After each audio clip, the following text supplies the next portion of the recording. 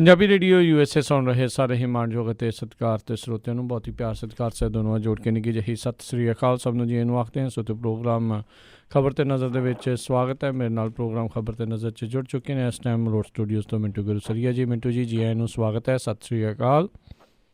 ਸ਼ੁਕਰੀਆ ਜੀ ਸਾਰਿਆਂ ਨੂੰ, ਸਤਿ ਸ੍ਰੀ ਅਕਾਲ ਜੀ। ਸਾਡੇ ਅੱਜ ਦੇ ਪ੍ਰੋਗਰਾਮ ਖਬਰ ਤੇ ਨਜ਼ਰ ਉਸ ਨੂੰ ਸਪਾਂਸਰ ਕਰਦੇ ਨੇ ਖਾਲਸਾ ਇੰਸ਼ੋਰੈਂਸ ਏਜੰਸੀ ਵਾਲੇ, ਜਿਨ੍ਹਾਂ ਦੇ ਕੋਲੋਂ ਤੁਸੀਂ ਹਰ ਇੱਕ ਤਰੀਕੇ ਦੀ ਇੰਸ਼ੋਰੈਂਸ ਕਰਵਾ ਸਕਦੇ ਹੋ।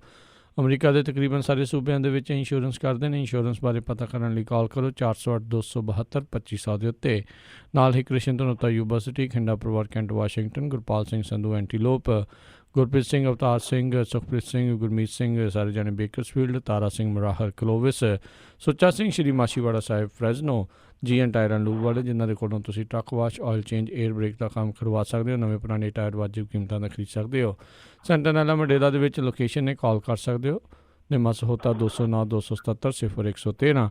ਨਾਲ ਹੀ West Coast truck driving school ਵਾਲੇ, ਜਿਹੜੇ ਕਿ ਤੁਹਾਨੂੰ ਟਰੱਕ ਦਾ ਲਾਇਸੈਂਸ ਵਧੀਆ ਸਿਖਲਾਈ ਦੇ ਕੇ ਘੱਟ ਸਮੇਂ ਦੇ ਵਿੱਚ ਲੈਣ 'ਚ ਸਹਾਇਤਾ ਕਰਦੇ ਨੇ। ਕਾਲ ਕਰੋ ਅਜੀਤ ਅਟਵਾਲ 559-374-4541 ਦੇ ਉੱਤੇ। ਇਹਨਾਂ ਸਭਨਾਂ ਦਾ ਬਹੁਤ ਬਹੁਤ ਧੰਨਵਾਦ। ਜੇਕਰ ਤੁਸੀਂ ਜਾਂ ਕੋਈ ਹੋਰ ਕਾਰੋਬਾਰ ਇਸ ਪ੍ਰੋਗਰਾਮ ਨੂੰ ਸਪੋਂਸਰ ਕਰਨਾ ਚਾਹੁੰਦੇ ਹੋ, ਸੰਪਰਕ ਕਰ ਸਕਦੇ ਹੋ ਨੰਬਰ 408-722-7698 ਦੇ ਉੱਤੇ। ਅਤੇ ਗੱਲਬਾਤ ਦਾ ਸਿਲਸਿਲਾ ਮਿੰਟੂ ਜੀ ਸ਼ੁਰੂ ਕਰਦੇ ਹਾਂ। ਕਹਿੰਦੇ ਸਾਬਕਾ ਐਡੀਸ਼ਨਲ ਸੋਲਿਸਿਟਰ ਜਨਰਲ ਦੇ ਘਰ CBI ਦੇ ਛਾਪੇ।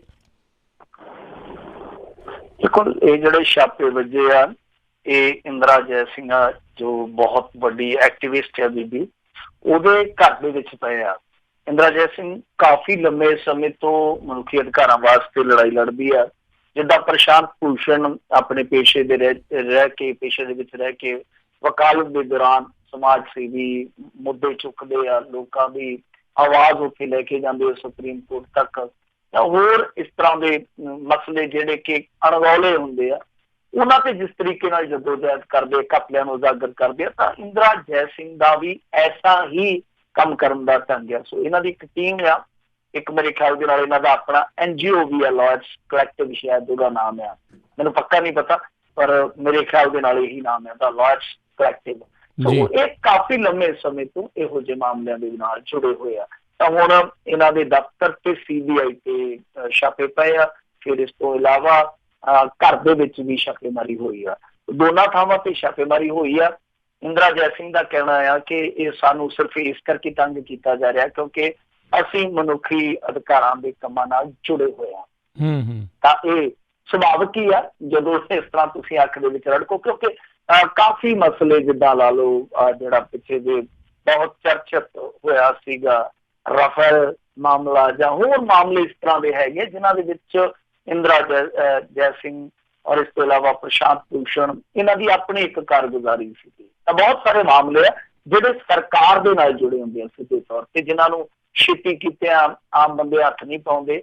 ਇੱਥੋਂ ਤੱਕ ਕਿ ਆਮ ਮੀਡੀਆ ਹਾਊਸ ਵੀ ਹੱਥ ਨਹੀਂ ਪਾਉਂਦੇ। ਅਤੇ ਜਾਂ ਕਹਿ ਲਈਏ ਨੰਗੀਆਂ ਤਾਰਾਂ ਨੂੰ ਛੂਹਣ ਵਾਲੇ ਲੋਕ ਆ। ਤਾਂ ਇਹਨਾਂ ਨੂੰ ਇਸ ਤਰ੍ਹਾਂ ਤੰਗ ਪਰੇਸ਼ਾਨ ਜਿਹੜਾ ਕੀਤਾ ਜਾ ਰਿਹਾ ਜਾਂ ਦੋਸ਼ ਲੱਗ ਰਹੇ ਆ, ਇਹ ਆਪਣੇ ਆਪ ਦੇ ਵਿੱਚ ਬਹੁਤ ਸੋਚਣ ਵਿਚਾਰਨ ਦੀ ਗੱਲ ਆ।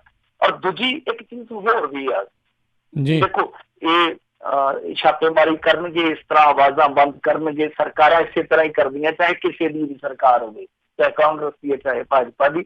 ਇਹ ਤੇ ਇੱਕ ਦਸਤੂਰ ਚੱਲ ਰਹੀ ਆ। ਪਰ ਤੁਸੀਂ ਇੱਥੇ ਇੱਕ ਵਿਚਿੱਤਰ ਚੀਜ਼ ਵੇਖੋ, ਵਿਲੱਖਣ ਚੀਜ਼ ਵੇਖੋ ਇੰਡੀਆ ਦੇ ਵਿੱਚ, ਕਿ ਜਿਹੜੀ ਫੋਰਨ ਫੰਡਿੰਗ ਹੈ, ਜਿਹਨੂੰ ਇਹ ਆਧਾਰ ਬਣਾ ਕੇ ਛਾਪੇਮਾਰੀ ਕੀਤੀ ਜਾ ਰਹੀ ਆ ਕਿ ਇਹਨਾਂ ਨੂੰ ਫੋਰਨ ਫੰਡਿੰਗ ਹੁੰਦੀ ਆ, ਇਹ ਉਹਦੀ ਕਵਰਤੋਂ ਕਰਦੇ ਆ।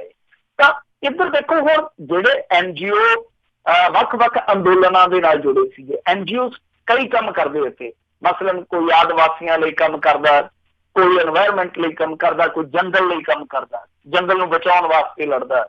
ਤਾਂ ਬਾਹਰ ਬੈਠੇ ਤੁਹਾਡੇ ਵਰਗੇ ਪ੍ਰੇਮੀ ਆ ਜਾਂ ਤੁਹਾਡੇ ਵਰਗੇ ਦੇਸ਼ ਪ੍ਰੇਮੀ, ਕੋਈ ਵੀ ਕਹਿ ਸਕਦੇ ਆ, ਉਹ ਫੰਡਿੰਗ ਕਰਦਾ। ਕਈ ਵਾਰ ਬਾਹਰਲੇ ਮੁਲਕ ਜਿਹੜੇ ਤੁਹਾਡੇ ਨੌਨ ਇੰਡੀਅਨ ਆ, ਉਹ ਵੀ ਫੰਡਿੰਗ ਕਰਦੇ ਨਾ NGOs। ਉਹ ਸਿਰਫ ਇਸ ਕਰਕੇ ਕਿ ਫਲਾਣਾ NGO ਜਿਹੜਾ ਕੁਦਰਤ ਪ੍ਰੇਮੀ ਹੈ, ਫਲਾਣਾ ਆਦਿਵਾਸੀਆਂ ਦੀ ਲੜਾਈ ਲੜਦਾ। ਤਾਂ ਇਹਨਾਂ ਨੇ ਕੀ ਕੀਤਾ ਕਿ ਉਹ ਫੋਰਨ ਫੰਡਿੰਗ ਜਿਹੜੀ NGOs ਨੂੰ ਹੁੰਦੀ ਸੀ, ਬਹੁਤ ਹੱਦ ਤੱਕ ਰੋਕ ਦਿੱਤੀ ਆ, ਯਾਨੀ ਬੈਨ ਕਰ ਦਿੱਤੀ ਗਈ ਆ। ਬਿਲਕੁਲ ਇਹਨਾਂ ਨੇ ਪਾਬੰਦੀ ਸ਼ੁਦਾ ਕਰ ਦਿੱਤੀ ਹੈ। ਬਹੁਤ ਸਾਰੇ NGOs ਜਿਹੜੇ ਬਲੈਕ ਲਿਸਟਡ ਕਰ ਦਿੱਤੇ ਜਾਂ ਇਹੋ ਜਿਹੇ ਖਾਤਿਆਂ 'ਚ ਪਾ ਦਿੱਤੇ ਗਏ ਕਿ ਉਹਨਾਂ ਤੇ ਹੁਣ ਛਾਪੇ ਪੈਂਦੇ ਆ। ਪਰ ਦੂਜੀ ਚੀਜ਼ ਹੈਰਾਨਗੀ ਵਾਲੀ ਆ कि NGO वास्ते ये सब कुछ जिहड़ी है वो पाबंदी है कि तुसीं फॉरन फंडिंग नहीं ले सकते, पर अपने लिए फॉरन फंडिंग खोल ली है। तुहानूं याद होना कि 2012-13 ਦੇ ਵਿੱਚ एक ऐसा हुक्म होया सीगा दिल्ली हाई कोर्ट चों, उन्होंने आख्या सीगा कि भाई इन्हां दे चौंटे चुक दिओ, मतलब कि भाजपा फड़ी गई सीगी एक बहुत वड्डी कंपनी तो चंदा लैंदी। उस कंपनी ने उजाड़ा इत्थे बहुत कीता, वैसे यूके बेस है। फिर होया कि जो मामला चलता पिया सी कांग्रेस भी नप्पी गई, सरकार उदों कांग्रेस भी सीगी, कांग्रेस भी आ गई अड़ के, इन्हां दोनों पार्टियां ने उहदे तो फंडिंग लई सीगी। तां उस समय फॉरन फंडिंग जिहड़ी नहीं सी लई जा सकदी। ਤਾਂ ਇਹਨਾਂ ਨੇ ਕੀ ਕੀਤਾ ਕਿ ਦਿੱਲੀ ਹਾਈ ਕੋਰਟ ਦਾ ਜਿਹੜਾ ਹੁਕਮ ਹੋਇਆ ਕਿ ਚੋਣ ਕਮਿਸ਼ਨ ਨੂੰ ਆਖਿਆ ਕਿ ਇਹਨਾਂ ਤੇ ਕਰੋ ਹਿਸਾਬ ਕਿਤਾਬ। ਤੁਸੀਂ ਇਹਨਾਂ ਦੋਨਾਂ ਨੇ ਰਲ ਕੇ ਫਿਰ ਜਦੋਂ ਵੇਖਿਆ, ਵੈਸੇ ਇੱਕ ਕਮਾਲ ਦੀ ਗੱਲ ਹੈ ਕਿ ਚੋਣ ਕਮਿਸ਼ਨ ਨੂੰ ਹਾਈ ਕੋਰਟ ਨੇ ਆਖਿਆ ਕਿ ਕਰੋ ਕਾਰਵਾਈ, ਤੇ ਚੋਣ ਕਮਿਸ਼ਨ ਹੁਣ ਕਿਹਦਾ ਸੀਗਾ, ਚੋਣ ਕਮਿਸ਼ਨ ਨੇ ਚੱਕ ਕੇ ਤੇ ਗ੍ਰਹਿ ਮੰਤਰਾਲੇ ਨੂੰ ਕਹਿਤਾ ਕਿ ਤੁਸੀਂ ਕਾਰਵਾਈ ਕਰੋ, ਤੇ ਗ੍ਰਹਿ ਮੰਤਰਾਲਾ ਹੁਣ ਕਿਹਦੇ ਤਹਿਤ, ਤੇ ਉਹਨਾਂ ਤਹਿਤ ਜਿਨ੍ਹਾਂ ਨੇ ਸਭ ਕੁਛ ਕੀਤਾ। फिर इन्होंने हिसाब किताब लाया कि आपां अज भी उलझे हैं तो कल भी उलझे इस मामले च, इन्होंने फिर अपने लिए फॉरन फंडिंग जिहड़ी लीगलाइज कर दी सी, और इत्थों ही नहीं पिछों तोड़ी लैके मेरे ख्याल दे नाल 40-45 साल तक भी जिहड़ी फॉरन फंडिंग हुई सी सारी चक के इन्होंने लीगलाइज कर दी सी। हुण अपने वास्ते दरवाजे खुले, दूजे वास्ते दरवाजे बंद, ये सब कुछ इत्थे काम गुल करदे चली जांदा। पर इंदिरा जय सिंह की जिहड़ी छापेमारी हुई है काफी चर्चित है। जी बिल्कुल सही गल है, बाकियां लिए दरवाजे बंद वाली गल ही आ। अगली गल करिए, कहते SYL ने मुड़ भखा दी है सियासत, हरियाणे के मंत्री ने कहा भी कैप्टन सुप्रीम कोर्ट तो उत्ते तो नहीं। हरियाणे का मंत्री अनिल विज है, इसे तरह ही पैदा, इसे तरह ही हिक जी वजदा, उसका नाम भी विज है। वो कहता कि पंजाब का मुख मंत्री सुप्रीम कोर्ट तो उत्ते थोड़ी है, ये फैसला जो लागू करना ही पड़ेगा। तो उधरों देखो कैप्टन अमरिंदर सिंह की मुलाकात हो गई अज मनोहर लाल खट्टर के नाल। हालांकि ये तो कह रहे हैं कि देखो जी साडी मुलाकात का मुख मंतव जिहड़ा सीगा वो सीगा नशा नूं रोकना, मतलब कि रल के कोआर्डीनेट करके नशा की रोकथाम वास्ते असीं ये जिहड़ी मीटिंग की है, मुलाकात की है। पर नाल ही पानियां दे मुद्दे ते कैप्टन अमरिंदर सिंह ने आख्या कि देखो जी पंजाब दे कोल तो पहले ही पानी की कमी आ, जेकर पंजाब दे कोल वाधू पानी होवे ते उसनूं वंडण च कोई समस्या नहीं। सो कैप्टन अमरिंदर सिंह ने ये स्टैंड जिहड़ा साफ कर दिता कि वाधू होया असीं देण नूं तैयार है। पर दूजी नाल एक कमाल की गल होर भी कैप्टन अमरिंदर सिंह ने कही है कि असीं सुप्रीम कोर्ट के फैसले का स्वागत करते हैं। ये हुण पता नहीं किहो जिहा स्वागत है, कदे महात्मा दे भी स्वागत हुंदे आ, समझ तो परे दी गल है कि लोगों के मनां दे विच ते मातम पसरे पै के जे बचदा खुचदा भी पानी गया तो जावांगे किधर, जे कल नूं कोई लहू वीट भी लड़ाई चल पई तो फिर किधर नूं जावांगे। पंजाब ते पहले ही झुलसिया होया। तो खैर इन्हां ने ये अपना स्टैंड स्पष्ट तरह कर दिता। सो कुल मिला के जो सिट्टा निकलदा पिया इन्हां सारियां चीज़ां दा, गलबात हो रही है, सियासत जिस तरीके की भखी हुई है, उस तो बस इहो लगता है कि देखो राजनीति अपनी थां पे चली जानी है, पर राजनीति चलदी ते एक सतह हेठां होर भी कुछ चलदा नजर आउंदा है। तो कैप्टन अमरिंदर सिंह ने बेशक नशियां दे नाम पे मुलाकात की है, पर इस मुलाकात के अर्थ जिहड़े दूसरे भी कढ़े जा रहे हैं। तो लोग पोटियां ते गिणदे पे ना कि जिद्दां दरबारा सिंह, जिद्दां ज्ञानी जैल सिंह, सरजीत सिंह बरनाला, प्रकाश सिंह बादल, लौंगोवाल या ऐसे होर कोई नेता भी होणगे, मैनूं याद नहीं कि किते उस फहरिस्त दे विच होर नां ते नहीं जुड़न जा रहा, क्योंकि जिहड़े अग दे डरे हुंदे ओ टटैणिਆਂ तो भी डरदे आ बहुत ज्यादा। जे किसी ने पुलिस वाले ने दस्सिया होवे ना तो बाद दे विच डाकिया भी उहनूं पुलिस वाला ही लगदा।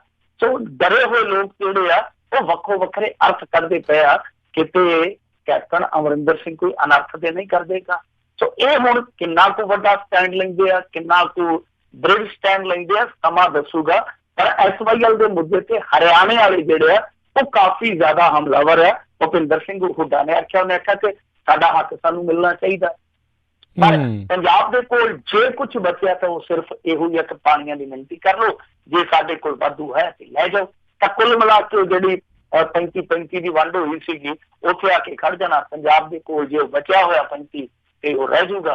बाकी 35 है जिहड़ा फिर हरियाणा लै जूगा। सो गुंदा गुंदियां गईयां ने, सब कुछ है जिहड़ा तैयार आ।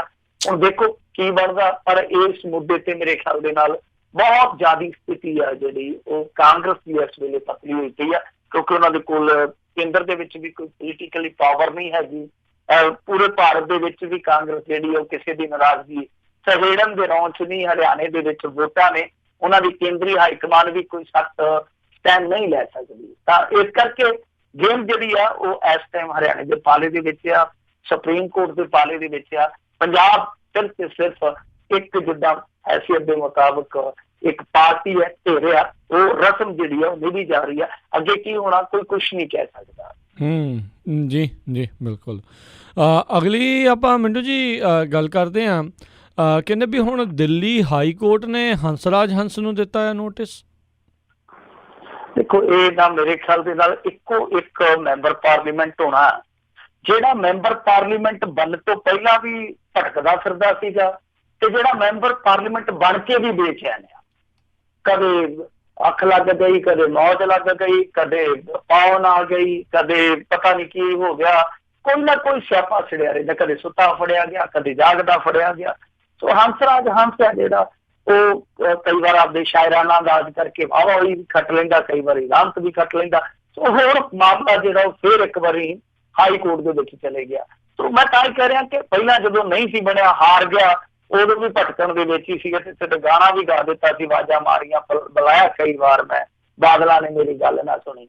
सो मुड़ के नूं गाना भी गाउणा पिया सीगा।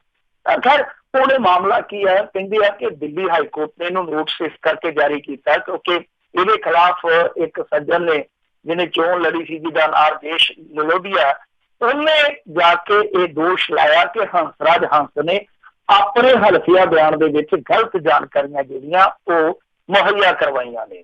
ते इत्थे उन्हें जो दस्सिया शिकायत का आधार बनाया वो ये आ कि इन्हें अपनी पत्नी सिर 2.5 करोड़ रुपये का कर्जा विखाया। ये कहते हैं कि इस तो इलावा 2009 दौरान इन्होंने अपने हल्फिया बयान दे विच हंसोरा ने आख्या सीगा कि मेरी विद्यक योग्यता 11वीं है, मतलब कि 11वीं है। मुड़ के कहते हैं कि जेडे इन्होंने इस बारी भरे आ परचे उहदे विच जो जानकारी मुहैया कराई आ, उहदे विच इन्होंने अपनी वध तो वध अकादमिक योग्यता जिहड़ी वो सरकारी senior secondary school Dhaliwal Jalandhar तो 10वीं जमात दसी आ। मतलब कि एक एफिडेविट दे विच वो 11वीं कहते हैं कि मैं डीएवी कॉलेज दे विच पढ़दा रहा ते नाल फिर दूसरे हालफिया बयान च वो जिवें सदीक कहंदा सीगा कि मैनूं गेयर बदलना पैंदा, गेयर बदल के मतलब कि 10वीं च आ गया। ये कहंदे आ कि इन्हां ने पहला जिहड़ा हल्फिया बयान कीता सीगा उस तो बाद जिहड़ा दूसरा कीता इहदे विच 11वीं जमात पास दा कोई जिक्र नहीं कीता। सो जानकारियां जिहड़ियां गलत ने ते इहदे आधार ते हंसराज हंस नूं हुण नोटिस होया। देखते हैं कि की बनता है। जो नोटिस तुहानूं पता ही है कि भारत दे विच बहुत सारे जेतू उम्मीदवारों के जिहड़े निकलते रहंदे आ, पर कई बार वो अपनी टर्म पूरी कर जाते, वो नोटिस जिहड़े आ वो उत्थे ही नोटिस बन के कदे इधर तुरे फिरदे कदे उधर तुरे फिरदे आ। पर हंसराज हंस दीआं मुश्किलां जिहड़ियां वो खत्म होने का ना नहीं लै रही। हुण इहनूं जवाब देना पैना नोटिस का, शायद हो सकदा उत्थे भी जाके कहे कि भरन वेले मैनूं पाउण आ गई सी, या कहते कि मौज दे विच भरिया गया, एक कदी क्लास का फर्क पै ही जांदा, मौज आई सी। जी जी। अगली गल करते कहते हुण बिजली के मुद्दे के उत्ते सुखपाल खैरा घेरनगे कैप्टन का घर। बिजली का करंट है जिहड़ा वो कांग्रेस नूं खासा लगदा पिया। अज मोगे दे विच अकालियां ने भी एक काफी वड्डा धरना जिहड़ा विशाल धरना दिता। वैसे अकाली इस गल्लों तगड़े आ, मैं कहूँगा कि देख लो आम आदमी पार्टी वाले स्कीमां जिहां घड़ी जांदे कि स्कीमां जिहां पाई जांदे, इन्हां ने अज दी मीटिंग सद्दी आ, परसों भी सद्दी सी और उहदे विच अमन अरोड़ा नूं इन्हां ने सद्दिया नहीं। अमन अरोड़ा जिहड़ा वंड खफा होया पिया, स्टेटमेंटां जिहड़ियां जाती तौर ते जारी करदा पिया। चीमे नूं पुछया, कहंदा जी कि देखो किते ना मिसकम्युनिकेशन या रह गया, इस करके सद्दा नहीं घल्लिया गया। अमन अरोड़ा कहंदा झुग्गे चों 11-12 ते बंदे हैं काम करन वाले विधायक हैं जिहड़े, ते उहदे विचों भी बंदे दा चेता भुल गया, कुछ ते गड़बड़ है। तां ओह आपो विच भी इस चीज तो लड़ी जांदे आ कि अगे किहनूं लाईए, क्योंकि इन्हां ने कन्वीनर चीमे होरां ने बना दिता मीत गेर नूं, ते अमन अरोड़ा किते ना किते इस गल तो खफा वा, विचली गल ये निकल के आउंदी पई आ। सो ये अजे शुरुआत करन वास्ते तैयारियां ही करदे पए सी, मशकां करदे पए। अकालियां ने इस मुद्दे ते ਇੱਕ ਧਰਨਾ ਵੀ ਕਰ ਦਿੱਤਾ। ਔਰ ਕਮਾਲ ਦੀ ਗੱਲ ਇਹ ਆ ਕਿ ਇਹ ਜਿਹੜੀ ਬਿਜਲੀ ਦਾ ਮੁੱਦਾ, ਅਕਾਲੀਆਂ ਵੇਲੇ ਕਾਂਗਰਸੀ ਇਹ ਕਹਿੰਦੇ ਸੀ ਕਿ ਇਹਨਾਂ ਨੇ ਜਿਹੜੇ ਨਿੱਜੀ ਥਰਮਲ ਸਮਝੌਤੇ ਕੀਤੇ ਆ ਉਹ ਬਹੁਤ ਗਲਤ ਕੀਤੇ, ਇਸ ਕਰਕੇ ਬਿਜਲੀ ਮਹਿੰਗੀ ਆ। ਜਦੋਂ ਅਸੀਂ ਆਵਾਂਗੇ ਇਹ ਸਾਰੇ ਸਮਝੌਤੇ ਰਿਵਿਊ ਕਰਾਂਗੇ, ਮੁੜ ਕੇ ਜੇ ਲੋੜ ਪਈ ਤੇ ਰੱਦ ਕਰ ਦਿਆਂਗੇ। ਹੁਣ ਕਹਿੰਦੇ ਕਿ ਸਮਝੌਤੇ ਵੀ ਕਦੇ ਕਮਲੇ ਉਹ ਰੱਦ ਹੋਏ ਆ। ਲੋਕ ਕਹਿੰਦੇ ਵਾਕਈ ਅਸੀਂ ਕਮਲੇ ਆ ਜਿਹੜੇ ਉਸ ਟਾਈਮ ਤੁਹਾਡੀਆਂ ਗੱਲਾਂ 'ਚ ਆ ਗਏ ਸਾਂ। ਤਾਂ ਹੁਣ ਕੈਪਟਨ ਅਮਰਿੰਦਰ ਸਿੰਘ ਨੂੰ ਚਫੇਰੇ ਘੇਰਾ ਪੈ ਰਿਹਾ ਵਾ। ਅਕਾਲੀਆਂ ਨੇ ਧਰਨਾ ਸ਼ੁਰੂ ਕਰ ਦਿੱਤਾ ਅੱਜ ਤੋਂ। ਫਿਰ ਆਮ ਆਦਮੀ ਪਾਰਟੀ ਵਾਲੇ ਮੈਦਾਨ 'ਚ ਆ ਰਹੇ ਆ। ਉਧਰ ਸੁਖਪਾਲ ਸਿੰਘ ਖਹਿਰਾ ਨੇ ਐਲਾਨੀਆ ਆਖ ਦਿੱਤਾ, ਉਹ ਕਹਿੰਦਾ ਕਿ 22 ਜੁਲਾਈ ਨੂੰ ਚੰਡੀਗੜ੍ਹ 'ਚ ਮੁੱਖ ਮੰਤਰੀ ਕੈਪਟਨ ਅਮਰਿੰਦਰ ਸਿੰਘ ਦੇ ਘਰ ਦਾ ਘਰਾਓ ਆਪਾਂ ਕਰਨਾ, ਕਿਉਂਕਿ ਪੰਜਾਬ 'ਚ ਬਿਜਲੀ ਦੇ ਰੇਟ ਜਿਹੜੇ ਆ ਉਹ ਦਿਨ ਬ ਦਿਨ ਵੱਧਦੇ ਪਏ ਆ। ਸੋ ਕੁਛ ਹੋਰ ਵੀ ਮੁੱਦੇ ਆ ਜਿੱਦਾਂ ਨਸ਼ਾ ਜਾਂ ਹੋਰ ਕੁਛ ਭ੍ਰਿਸ਼ਟਾਚਾਰੀ ਦੇ ਨਾਲ ਜੁੜੇ, ਰੇਤ ਮਾਫੀਆ ਦੇ ਨਾਲ ਜੁੜੇ, ਉਹ ਮੁੱਦੇ ਵੀ ਨਾਲ ਉਹਨਾਂ ਨੇ ਜੋੜੇ ਹੋਏ ਆ। ਪਰ ਮੁੱਖ ਤੌਰ ਤੇ ਬਿਜਲੀ ਦਾ ਮੁੱਦਾ ਇੱਕ ਜਿਹੜਾ ਉਹ ਤਗੜਾ ਮੁੱਦਾ ਬਣਦਾ ਪਿਆ, ਬਣਨਾ ਵੀ ਚਾਹੀਦਾ।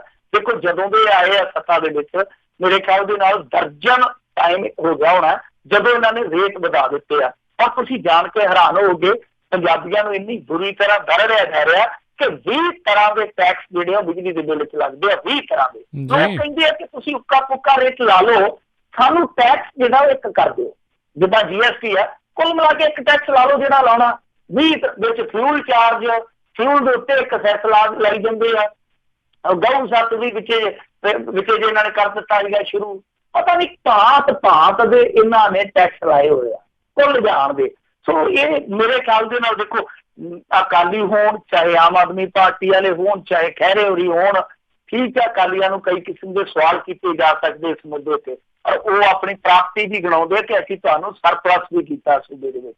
ਜੇ ਤੁਸੀਂ ਸਰਪਲਸ ਹੋਏ ਹੋ ਤਾਂ ਉਹ ਸਾਡੀ ਪ੍ਰਾਪਤੀ ਦੇ ਕਰਕੇ ਹੀ ਹੋਏ ਆ। ਪਰ ਮੈਨੂੰ ਇਹ ਚੰਗੀ ਚੀਜ਼ ਲੱਗੀ ਆ ਕਿ ਸਾਰੇ ਇੱਕੋ ਵੇਲੇ ਮੈਦਾਨ 'ਚ ਉਤਰਨ ਜਾ ਰਹੇ ਆ, ਜਿਹਦੇ ਨਾਲ ਦਬਾਅ ਵਧੂਗਾ, ਜਿਹਦੇ ਨਾਲ ਲੋਕ ਵੀ ਜਿਹੜੇ ਆ ਉਹ ਵੱਖੋ ਵੱਖਰੀਆਂ ਸਿਆਸੀ ਤਨਜ਼ੀਮਾਂ ਦੇ ਜ਼ਰੀਏ ਮੈਦਾਨ 'ਚ ਉਤਰਨਗੇ।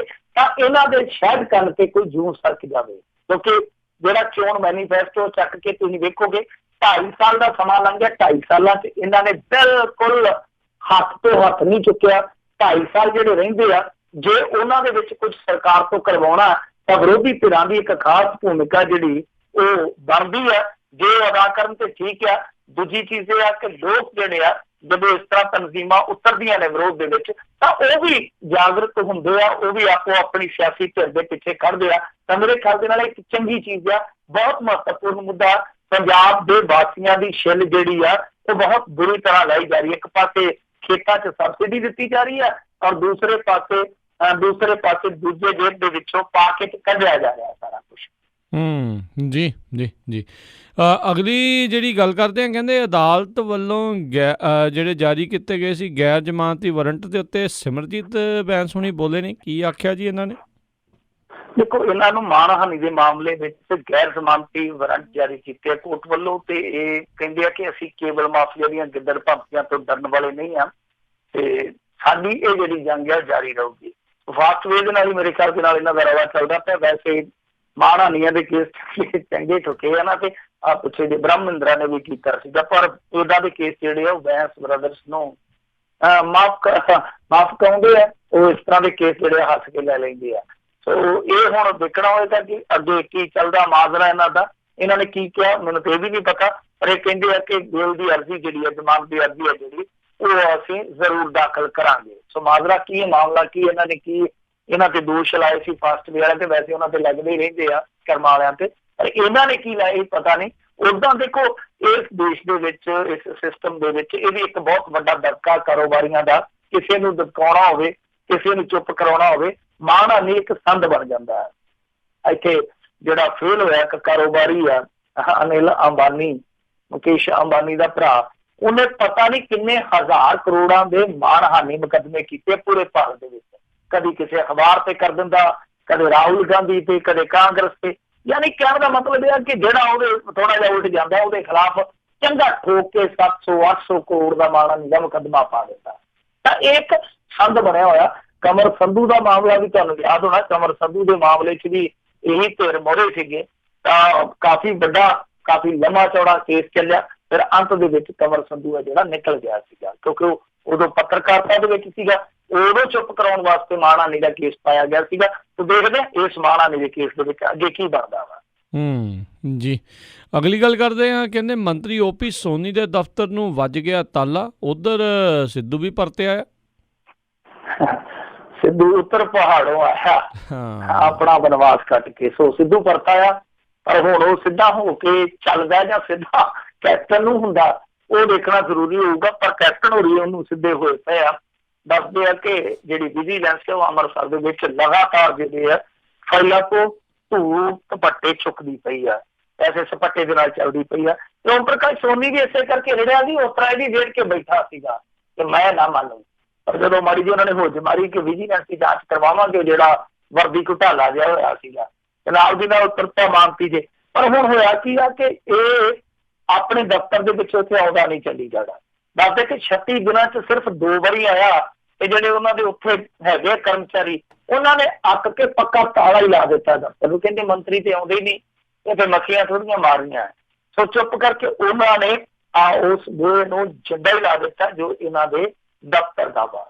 ਪਰ ਇਹ ਵੇਖਣ 'ਚ ਮੇਰੇ ਖਿਆਲ ਦੇ ਨਾਲ ਠੀਕ ਲੱਗਦਾ ਨਹੀਂ ਹੈ ਕਿ ਤੁਸੀਂ ਤਨਖਾਹ ਭੱਤੇ ਪੂਰੇ ਲਈ ਜਾਂਦੇ, ਤੁਸੀਂ ਆਪਣਾ ਸਮਾਂ ਜਿਹੜਾ ਉਹ ਆਪਣੀ ਕੁਰਸੀ ਨੂੰ ਨਹੀਂ ਦੇ ਰਹੇ। ਨਵਜੋਤ ਸਿੰਘ ਸਿੱਧੂ ਨੂੰ ਵੀ ਇਸ ਗੱਲੋਂ ਮੈਂ ਕਹੂੰਗਾ ਕਿ ਬਹੁਤ ਜ਼ਿਆਦਾ ਲੋਕਾਂ ਨੂੰ ਕਰੜੇ ਹੱਥੀਂ ਲੈਣਾ ਚਾਹੀਦਾ ਹੈ ਕਿ ਜਦੋਂ ਤੁਸੀਂ ਸਾਰੀਆਂ ਸਹੂਲਤਾਂ ਮਾਣਦੇ ਪਏ ਹੋ, ਫਿਰ ਤੁਸੀਂ ਆਪਣਾ ਚਾਰਜ ਕਿਉਂ ਨਹੀਂ ਸੰਭਾਲਦੇ? ਜੇ ਨਹੀਂ ਸੰਭਾਲਣਾ ਤੇ ਫਿਰ ਵੱਟੇ ਵੱਟ ਸਿੱਧਾ ਤੁਰ ਪਵੋ ਨੱਕ ਦੀ ਸੀਧ ਨੂੰ ਕਿ ਆਹ ਭਾਈ ਮੈਂ ਨਹੀਂ ਇਸ ਪਾਸੇ ਜਾਣਾ, ਮੈਨੂੰ ਤੇ ਜੇ ਕੋਈ ਹੋਰ ਦੇਣਾ ਤਾਂ ਠੀਕ ਆ, ਨਹੀਂ ਤੇ ਮੈਂ ਆਪਣੇ ਘਰ ਦੇ ਵਿੱਚ ਠੀਕ ਆ।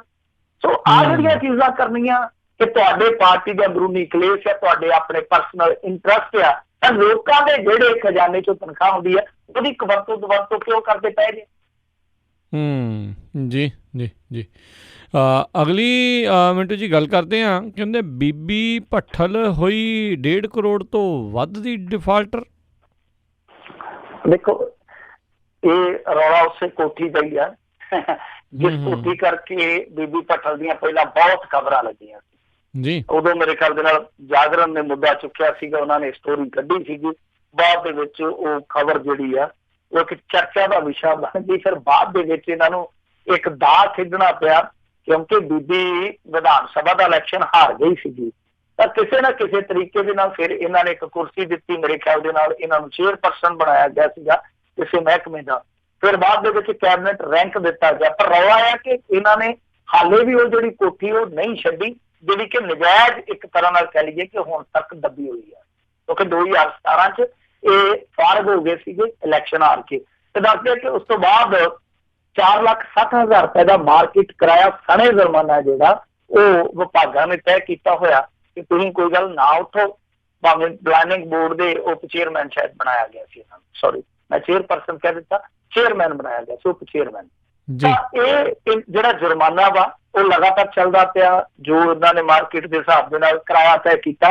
ਤਾਂ ਹੁਣ ਤੱਕ ਦੱਸਦੇ ਕਿ 1 ਕਰੋੜ 29 ਲੱਖ ਰੁਪਈਆ ਜਿਹੜਾ ਉਹ ਬਣ ਚੁੱਕਾ ਵਾ। ਤੇ ਪਿਛਲੀ ਤਰੀਕ ਤੋਂ ਅਲਾਟਮੈਂਟ ਦਾ ਜਿਹੜਾ ਪੈਸਾ ਉਹ ਵੀ 73 ਲੱਖ ਰੁਪਈਆ ਜਿਹੜਾ ਦੇਣਾ ਪਊਗਾ। ਹਾਲਾਂਕਿ ਇਹਨਾਂ ਦੀ ਜਿਹੜੀ ਫਾਈਲ ਆ ਉਹ ਮੁੱਖ ਸਕੱਤਰ ਕੋਲ ਪੈਂਡਿੰਗ ਪਈ ਆ। ਹੁਣ ਫਾਈਲ ਦੇ ਵਿੱਚ ਪੁੱਛਿਆ ਕਿ ਰਿਕਵਰੀ ਕਿਵੇਂ ਕਰਨੀ ਹੈ, ਕਿਸੇ ਨੂੰ ਕੋਈ ਸਮਝ ਨਹੀਂ ਆ ਰਹੀ ਕਿ ਬੀਬੀ ਭੱਠਲ ਤੋਂ ਰਿਕਵਰੀ ਕਿੱਦਾਂ ਕਰਨੀ ਆ। ਤਾਂ ਮੇਰੇ ਖਿਆਲ ਦੇ ਨਾਲ ਇਹਨਾਂ ਦੀ ਸਰਕਾਰ ਦੇ ਵਿੱਚ ਤੇ ਰਿਕਵਰੀ ਹੋਣੀ ਕੀ ਆ, ਜੇ ਕਿਸੇ ਹੋਰ ਦੀ ਵੀ ਆ ਗਈ ਛੇਤੀ ਰਿਕਵਰੀ ਹੋਣੀ ਨਹੀਂ ਹੈ। ਕਿਉਂਕਿ ਇਸ ਤਰ੍ਹਾਂ ਦੇ ਜਿਹੜੇ ਲੀਡਰ ਆ ਉਹ ਘੱਟ ਹੀ ਰਿਕਵਰੀਆਂ ਕਰਾਉਂਦੇ ਆ, ਜਿਨ੍ਹਾਂ ਤੋਂ ਕੋਠੀ ਨਹੀਂ ਛਡਾ ਸਕੀ ਸਰਕਾਰ ਜਾਂ ਪ੍ਰਸ਼ਾਸਨ। ਰਿਕਵਰੀਆਂ ਕਿਸ ਤਰ੍ਹਾਂ ਦੀਆਂ ਹੁੰਦੀਆਂ ਆਪਾਂ ਨੂੰ ਸਭ ਨੂੰ ਪਤਾ ਹੀ ਆ। ਪਰ ਜਿਸ ਤਰ੍ਹਾਂ ਦਾ ਇਹਨਾਂ ਦਾ ਡਿਫਾਲਟਰ ਪੁਣਾ ਦੇਖਿਆ ਜਾਂਦਾ ਲੀਡਰਾਂ ਦਾ, ਉਹ ਗਾਣਾ ਛਿੱਟਿਆ ਜਾਂਦਾ ਨਾ, ਤੇਰਾ ਯਾਰ ਡਿਫਾਲਟਰ ਤਾਂ ਹੋਇਆ, ਕੁਝ ਬੰਦੇ ਡਿਫਾਲਟਰ ਟੱਕਰ ਗਏ। ਲੋਕੀ ਕਹਿੰਦੇ ਮੇਰਾ ਪੰਜਾਬ ਡਿਫਾਲਟਰ ਤਾਂ ਹੋਇਆ, ਸਾਡੇ ਲੀਡਰ ਡਿਫਾਲਟਰ ਸਾਨੂੰ ਟੱਕਰ ਗਏ।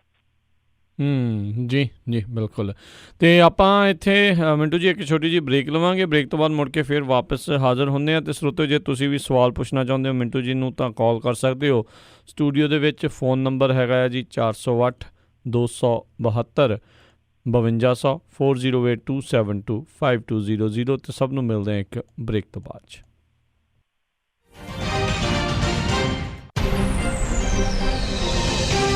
ਪ੍ਰੀਤ ਇੰਡੀਆ ਮਾਰਕੀਟ Target ਆਪਣੀ ਪਹਿਲੀ ਐਨਵਰਸਰੀ ਤੇ ਦੇ ਰਹੇ ਹਨ ਖਾਸ ਆਫਰ, ਜਿੱਥੋਂ ਤੁਸੀਂ ਲੈ ਸਕਦੇ ਹੋ ਇੰਡੀਅਨ ਫਿਜ਼ੀਅਨ ਅਤੇ ਪਾਕਿਸਤਾਨੀ ਗਰੋਸਰੀ, ਆਟਾ, ਦਾਲਾਂ ਅਤੇ ਚੌਲਾਂ ਤੇ ਲੱਗ ਚੁੱਕੀ ਹੈ ਭਾਰੀ ਸੇਲ। ਇੰਡੀਆ ਟੀ ਸਿਰਫ ਹੀ 599 ਵਿੱਚ ਅਤੇ ਚੱਕੀ ਆਟਾ ਸਿਰਫ ਹੀ 999 ਦੇ ਵਿੱਚ। ਹਰ ਇੱਕ ਤਰ੍ਹਾਂ ਦੇ ਆਰਗੈਨਿਕ ਦਾਲਾਂ ਅਤੇ ਮਸਾਲੇ ਖਰੀਦ ਸਕਦੇ ਹੋ ਅਤੇ ਲੈ ਸਕਦੇ ਹੋ ਸ਼ੂਗਰ ਫ੍ਰੀ ਆਟਾ ਅਤੇ ਚੌਲ। ਵਿਆਹ ਤੇ ਜਾਗੋ ਦਾ ਸਮਾਨ ਮਿਲਦਾ ਹੈ ਅਤੇ ਫੋਲਡਿੰਗ ਬੈੱਡ ਵੀ ਖਰੀਦ ਸਕਦੇ ਹੋ। ਗੁਰਦੁਆਰਾ ਸਾਹਿਬ ਦੀ ਗਰੋਸਰੀ ਕਰਨ ਤੇ 10% ਦਾ ਡਿਸਕਾਊਂਟ ਲਓ। ਜੇਕਰ ਤੁਸੀਂ ਫੋਨ ਤੇ $100 ਦੀ ਗਰੋਸਰੀ ਖਰੀਦਦੇ ਹੋ ਤਾਂ ਹੋਮ ਡਿਲੀਵਰੀ ਬਿਲਕੁਲ ਫ੍ਰੀ ਕੀਤੀ ਜਾਵੇਗੀ। ਫਰੈਸ਼ ਇੰਡੀਅਨ ਫੂਡ ਫੋਨ ਤੇ ਆਰਡਰ ਕਰ ਸਕਦੇ ਹੋ ਅਤੇ ਹੋਮ ਡਿਲੀਵਰੀ ਬਿਲਕੁਲ ਫ੍ਰੀ ਕੀਤੀ ਜਾਵੇਗੀ। $100 ਦੀ ਗਰੋਸਰੀ ਲੈਣ ਤੇ 5% ਦਾ ਡਿਸਕਾਊਂਟ। ਅੱਜ ਹੀ ਕਾਲ ਕਰੋ Preet India market 10044 Bruceville road suite 150 Elk Grove. ਵਧੇਰੇ ਜਾਣਕਾਰੀ ਲਈ ਗੱਲ ਕਰ ਸਕਦੇ ਹੋ 9167146717 916-714-6717। Preet India market.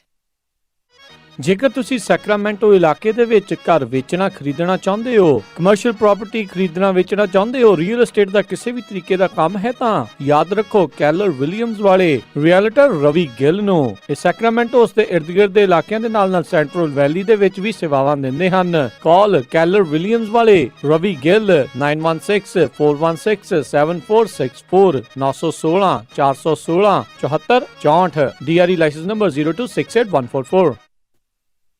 ਇੰਸ਼ੋਰੈਂਸ ਦੀ ਦੁਨੀਆ ਦੇ ਵਿੱਚ ਭਰੋਸੇਮੰਦ ਨਾਮ ਖਾਲਸਾ ਇੰਸ਼ੋਰੈਂਸ ਏਜੰਸੀ। ਆਪਣੇ ਕਿਸੇ ਵੀ ਤਰੀਕੇ ਦੀ insurance auto, home, commercial, life ਕਰਵਾਉਣੀ ਹੋਵੇ ਤਾਂ ਅੱਜ ਹੀ ਸੰਪਰਕ ਕਰੋ। ਖਾਲਸਾ ਇੰਸ਼ੋਰੈਂਸ ਏਜੰਸੀ 26 ਸਾਲ ਤੋਂ ਵੱਧ ਦਾ ਤਜਰਬਾ। ਕਾਲ 4082722500 4082722500। Khalsa insurance agency 4082722500।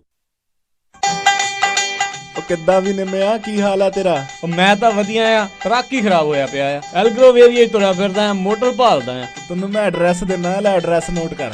ਦੱਸੋ ਫਿਰ ਜਰਾ। 9875 ਡਾਇਨੋ ਡਰਾਈਵ ਐਲਗਰੋਵ। ਬਈ ਮੋਟਰ ਦਾ ਨਾਂ ਕੀ ਆ? ਓਏ ਮੋਟਲ ਨਹੀਂ ਹੈਗਾ, ਇਹ ਹੈਗਾ address US truck and trailer repair ਵਾਲਿਆਂ ਦਾ। ਬੀਬਾ ਪੁੱਤ ਬਣ ਕੇ ਆਪਣਾ ਟਰੱਕ ਠੀਕ ਕਰਾ ਤੇ ਸ਼ਾਮੀ ਟਾਈਮ ਸਿਰ ਘਰੇ ਜਾ, ਭਰਜਾਈ ਉਡੀਕਦੀ ਹੁੰਦੀ ਹੈ।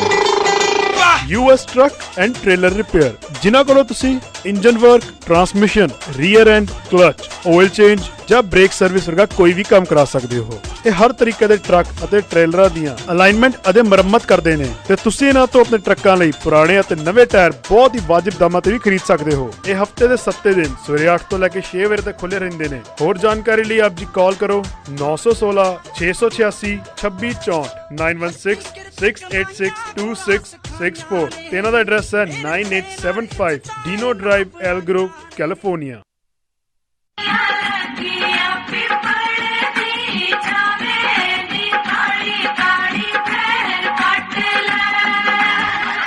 ਇੰਟਰਨੈਸ਼ਨਲ ਪੰਜਾਬੀ ਕਲਚਰ ਅਕੈਡਮੀ ਬੜੇ ਮਾਣ ਨਾਲ ਪੇਸ਼ ਕਰਦੇ ਨੇ ਤੀਆਂ ਤੀਜ ਦੀਆਂ। ਬੀਬੀਆਂ, ਭੈਣਾਂ ਤੇ ਬੱਚੀਆਂ ਲਈ ਸੈਕਰਾਮੈਂਟੋ ਚ ਐਲਗਰੋਵ ਪਾਰਕ ਐਲਗਰੋਵ ਵਿਖੇ ਤੀਆਂ ਇਸ ਵਾਰ 11 ਅਗਸਤ ਦਿਨ ਐਤਵਾਰ ਨੂੰ ਹੋਣਗੀਆਂ, ਜਿਸ ਵਿੱਚ ਗੀਤ ਸੰਗੀਤ ਦੇ ਨਾਲ ਗਿੱਧੇ ਦੀਆਂ ਧਮਾਲਾਂ, ਬੋਲੀਆਂ, ਸਕਿੱਟਾਂ, ਡੀਜੇ ਤੋਂ ਇਲਾਵਾ ਹੋਰ ਵੀ ਬਹੁਤ ਸਾਰੀਆਂ ਮਨੋਰੰਜਕ ਆਈਟਮਾਂ ਪੇਸ਼ ਕੀਤੀਆਂ ਜਾਣਗੀਆਂ।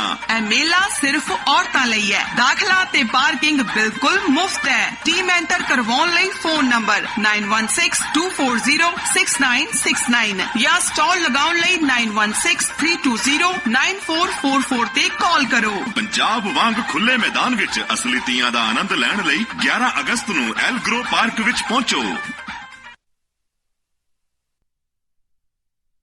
ਪੰਜਾਬੀ ਰੇਡੀਓ USA ਦੇ ਹੋਸਟ ਅਤੇ ਉੱਘੇ ਪੱਤਰਕਾਰ ਬਲਤੇਜ ਪੰਨੂ ਪਹਿਲੀ ਵਾਰ ਅਮਰੀਕਾ ਕੈਲੀਫੋਰਨੀਆ ਦੀ ਫੇਰੀ ਦੇ ਉੱਤੇ ਆ ਰਹੇ ਹਨ। ਉਹਨਾਂ ਦੇ ਨਾਲ ਰੂਬਰੂ ਹੋਣ ਦੇ 3 ਸਮਾਗਮ ਉਲੀਕੇ ਗਏ ਹਨ, ਜਿਨ੍ਹਾਂ ਦੇ ਵਿੱਚ ਉਹ ਆਪਣੇ ਦਿਲ ਦੀਆਂ ਗੱਲਾਂ ਅਤੇ ਪੰਜਾਬ ਦੇ ਮੌਜੂਦਾ ਹਾਲਾਤਾਂ ਦੇ ਬਾਰੇ ਵਿਚਾਰ ਸਾਂਝੇ ਕਰਨਗੇ। ਪਹਿਲਾ ਸਮਾਗਮ 12 ਜੁਲਾਈ ਦਿਨ ਸ਼ੁੱਕਰਵਾਰ ਨੂੰ ਸੈਕਰਾਮੈਂਟੋ ਦੇ ਮਿਰਾਜ ਬੈਂਕਟ ਹਾਲ 2159 ਅਲ ਕਮੀਨੋ ਐਵੇਨਿਊ ਸੈਕਰਾਮੈਂਟੋ ਵਿਖੇ ਸ਼ਾਮੀ 4 ਤੋਂ 6 ਵਜੇ ਤੱਕ ਰੱਖਿਆ ਗਿਆ ਹੈ। ਦੂਜਾ ਸਮਾਗਮ 13 ਜੁਲਾਈ ਦਿਨ ਸ਼ਨੀਚਰਵਾਰ ਨੂੰ Punjabi cultural centre USA Punjabi radio USA Fresno studio ਦੇ ਕੰਪਲੈਕਸ ਦੇ ਵਿੱਚ 2125 ਨਾਰਥ ਬਾਰਟਨ ਐਵੀਨਿਊ ਫ੍ਰੈਜ਼ਨੋ ਵਿਖੇ ਸ਼ਾਮੀ 3 ਤੋਂ 5 ਵਜੇ ਤੱਕ ਰੱਖਿਆ ਗਿਆ ਹੈ ਅਤੇ ਅਖੀਰਲਾ ਸਮਾਗਮ 14 ਜੁਲਾਈ ਦਿਨ ਐਤਵਾਰ ਨੂੰ ਗੁਰਦੁਆਰਾ ਸਾਹਿਬ ਸਿੰਘ ਸਭਾ ਮਲਪੀਟਸ 680 ਈਸਟ ਕੈਲਾਵਰਸ ਬੁਲੇਵਾਰਡ ਮਲਪੀਟਸ ਵਿਖੇ ਦੁਪਹਿਰ 1:30 ਤੋਂ 3 ਵਜੇ ਤੱਕ ਰੱਖਿਆ ਗਿਆ ਹੈ। ਆਪ ਸਭ ਨੂੰ ਇਹਨਾਂ ਤਿੰਨਾਂ ਸਮਾਗਮਾਂ ਦੇ ਵਿੱਚ ਹੁਮ-ਹੁਮਾ ਕੇ ਪਹੁੰਚਣ ਦੇ ਲਈ ਖੁੱਲਾ ਸੱਦਾ ਦਿੱਤਾ ਜਾਂਦਾ ਹੈ। ਵਧੇਰੇ ਜਾਣਕਾਰੀ ਲਈ ਕਾਲ 408 722 7698 4087227698। ਸਤਿ ਸ਼੍ਰੀ ਅਕਾਲ ਜੀ ਸਾਰਿਆਂ ਨੂੰ, ਮੈਂ ਦਲਜੀਤ ਸਿੰਘ ਦੁਸਾਂਝ ਤੇ ਤੁਸੀਂ ਸੁਣ ਰਹੇ ਹੋ ਪੰਜਾਬੀ ਰੇਡੀਓ USA।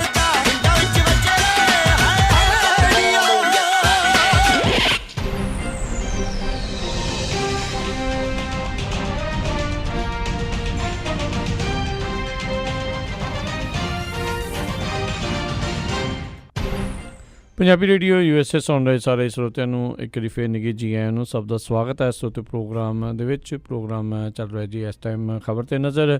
ਮਿੰਟੂ ਜੀ, ਜੀ ਆਇਆਂ ਨੂੰ ਸਵਾਗਤ ਹੈ। ਸਤਿ ਸ਼੍ਰੀ ਅਕਾਲ ਜੀ। ਸ਼ੁਕਰੀਆ ਜੀ, ਸਤਿ ਸ਼੍ਰੀ ਅਕਾਲ ਜੀ। ਤੇ ਸਰੋਤੇ, ਜੇ ਮਿੰਟੂ ਜੀ ਨੂੰ ਤੁਸੀਂ ਸਵਾਲ ਪੁੱਛਣਾ ਚਾਹੁੰਦੇ ਹੋ ਪੰਜਾਬ ਭਾਰਤ ਦੀ ਜਿਹੜੀ ਸਿਆਸਤ ਦੇ ਵਿੱਚ ਜੋ ਕੁਛ ਚੱਲ ਰਿਹਾ ਉਸ ਦੇ ਬਾਰੇ ਤੁਹਾਡਾ ਕੋਈ ਸਵਾਲ ਹੈਗਾ ਤਾਂ ਤੁਸੀਂ ਕਾਲ ਕਰ ਸਕਦੇ ਹੋ ਸਟੂਡੀਓ ਦੇ ਵਿੱਚ। ਫੋਨ ਨੰਬਰ ਹੈਗਾ ਜੀ 408 272 5200 408272 5200 ਦੇ ਉੱਤੇ। ਆਪਣੇ ਅੱਜ ਦੇ ਜਿਹੜੇ ਪਹਿਲੇ ਕਾਲਰ ਆਪਣੇ ਨਾਲ ਜੁੜ ਚੁੱਕੇ ਨੇ ਹਰਬੰਸ ਸਿੰਘ ਜੀ। ਸਤਿ ਸ਼੍ਰੀ ਅਕਾਲ ਜੀ, ਸਵਾਗਤ ਹੈ। ਸਤਿ ਸ਼੍ਰੀ ਅਕਾਲ ਜੀ।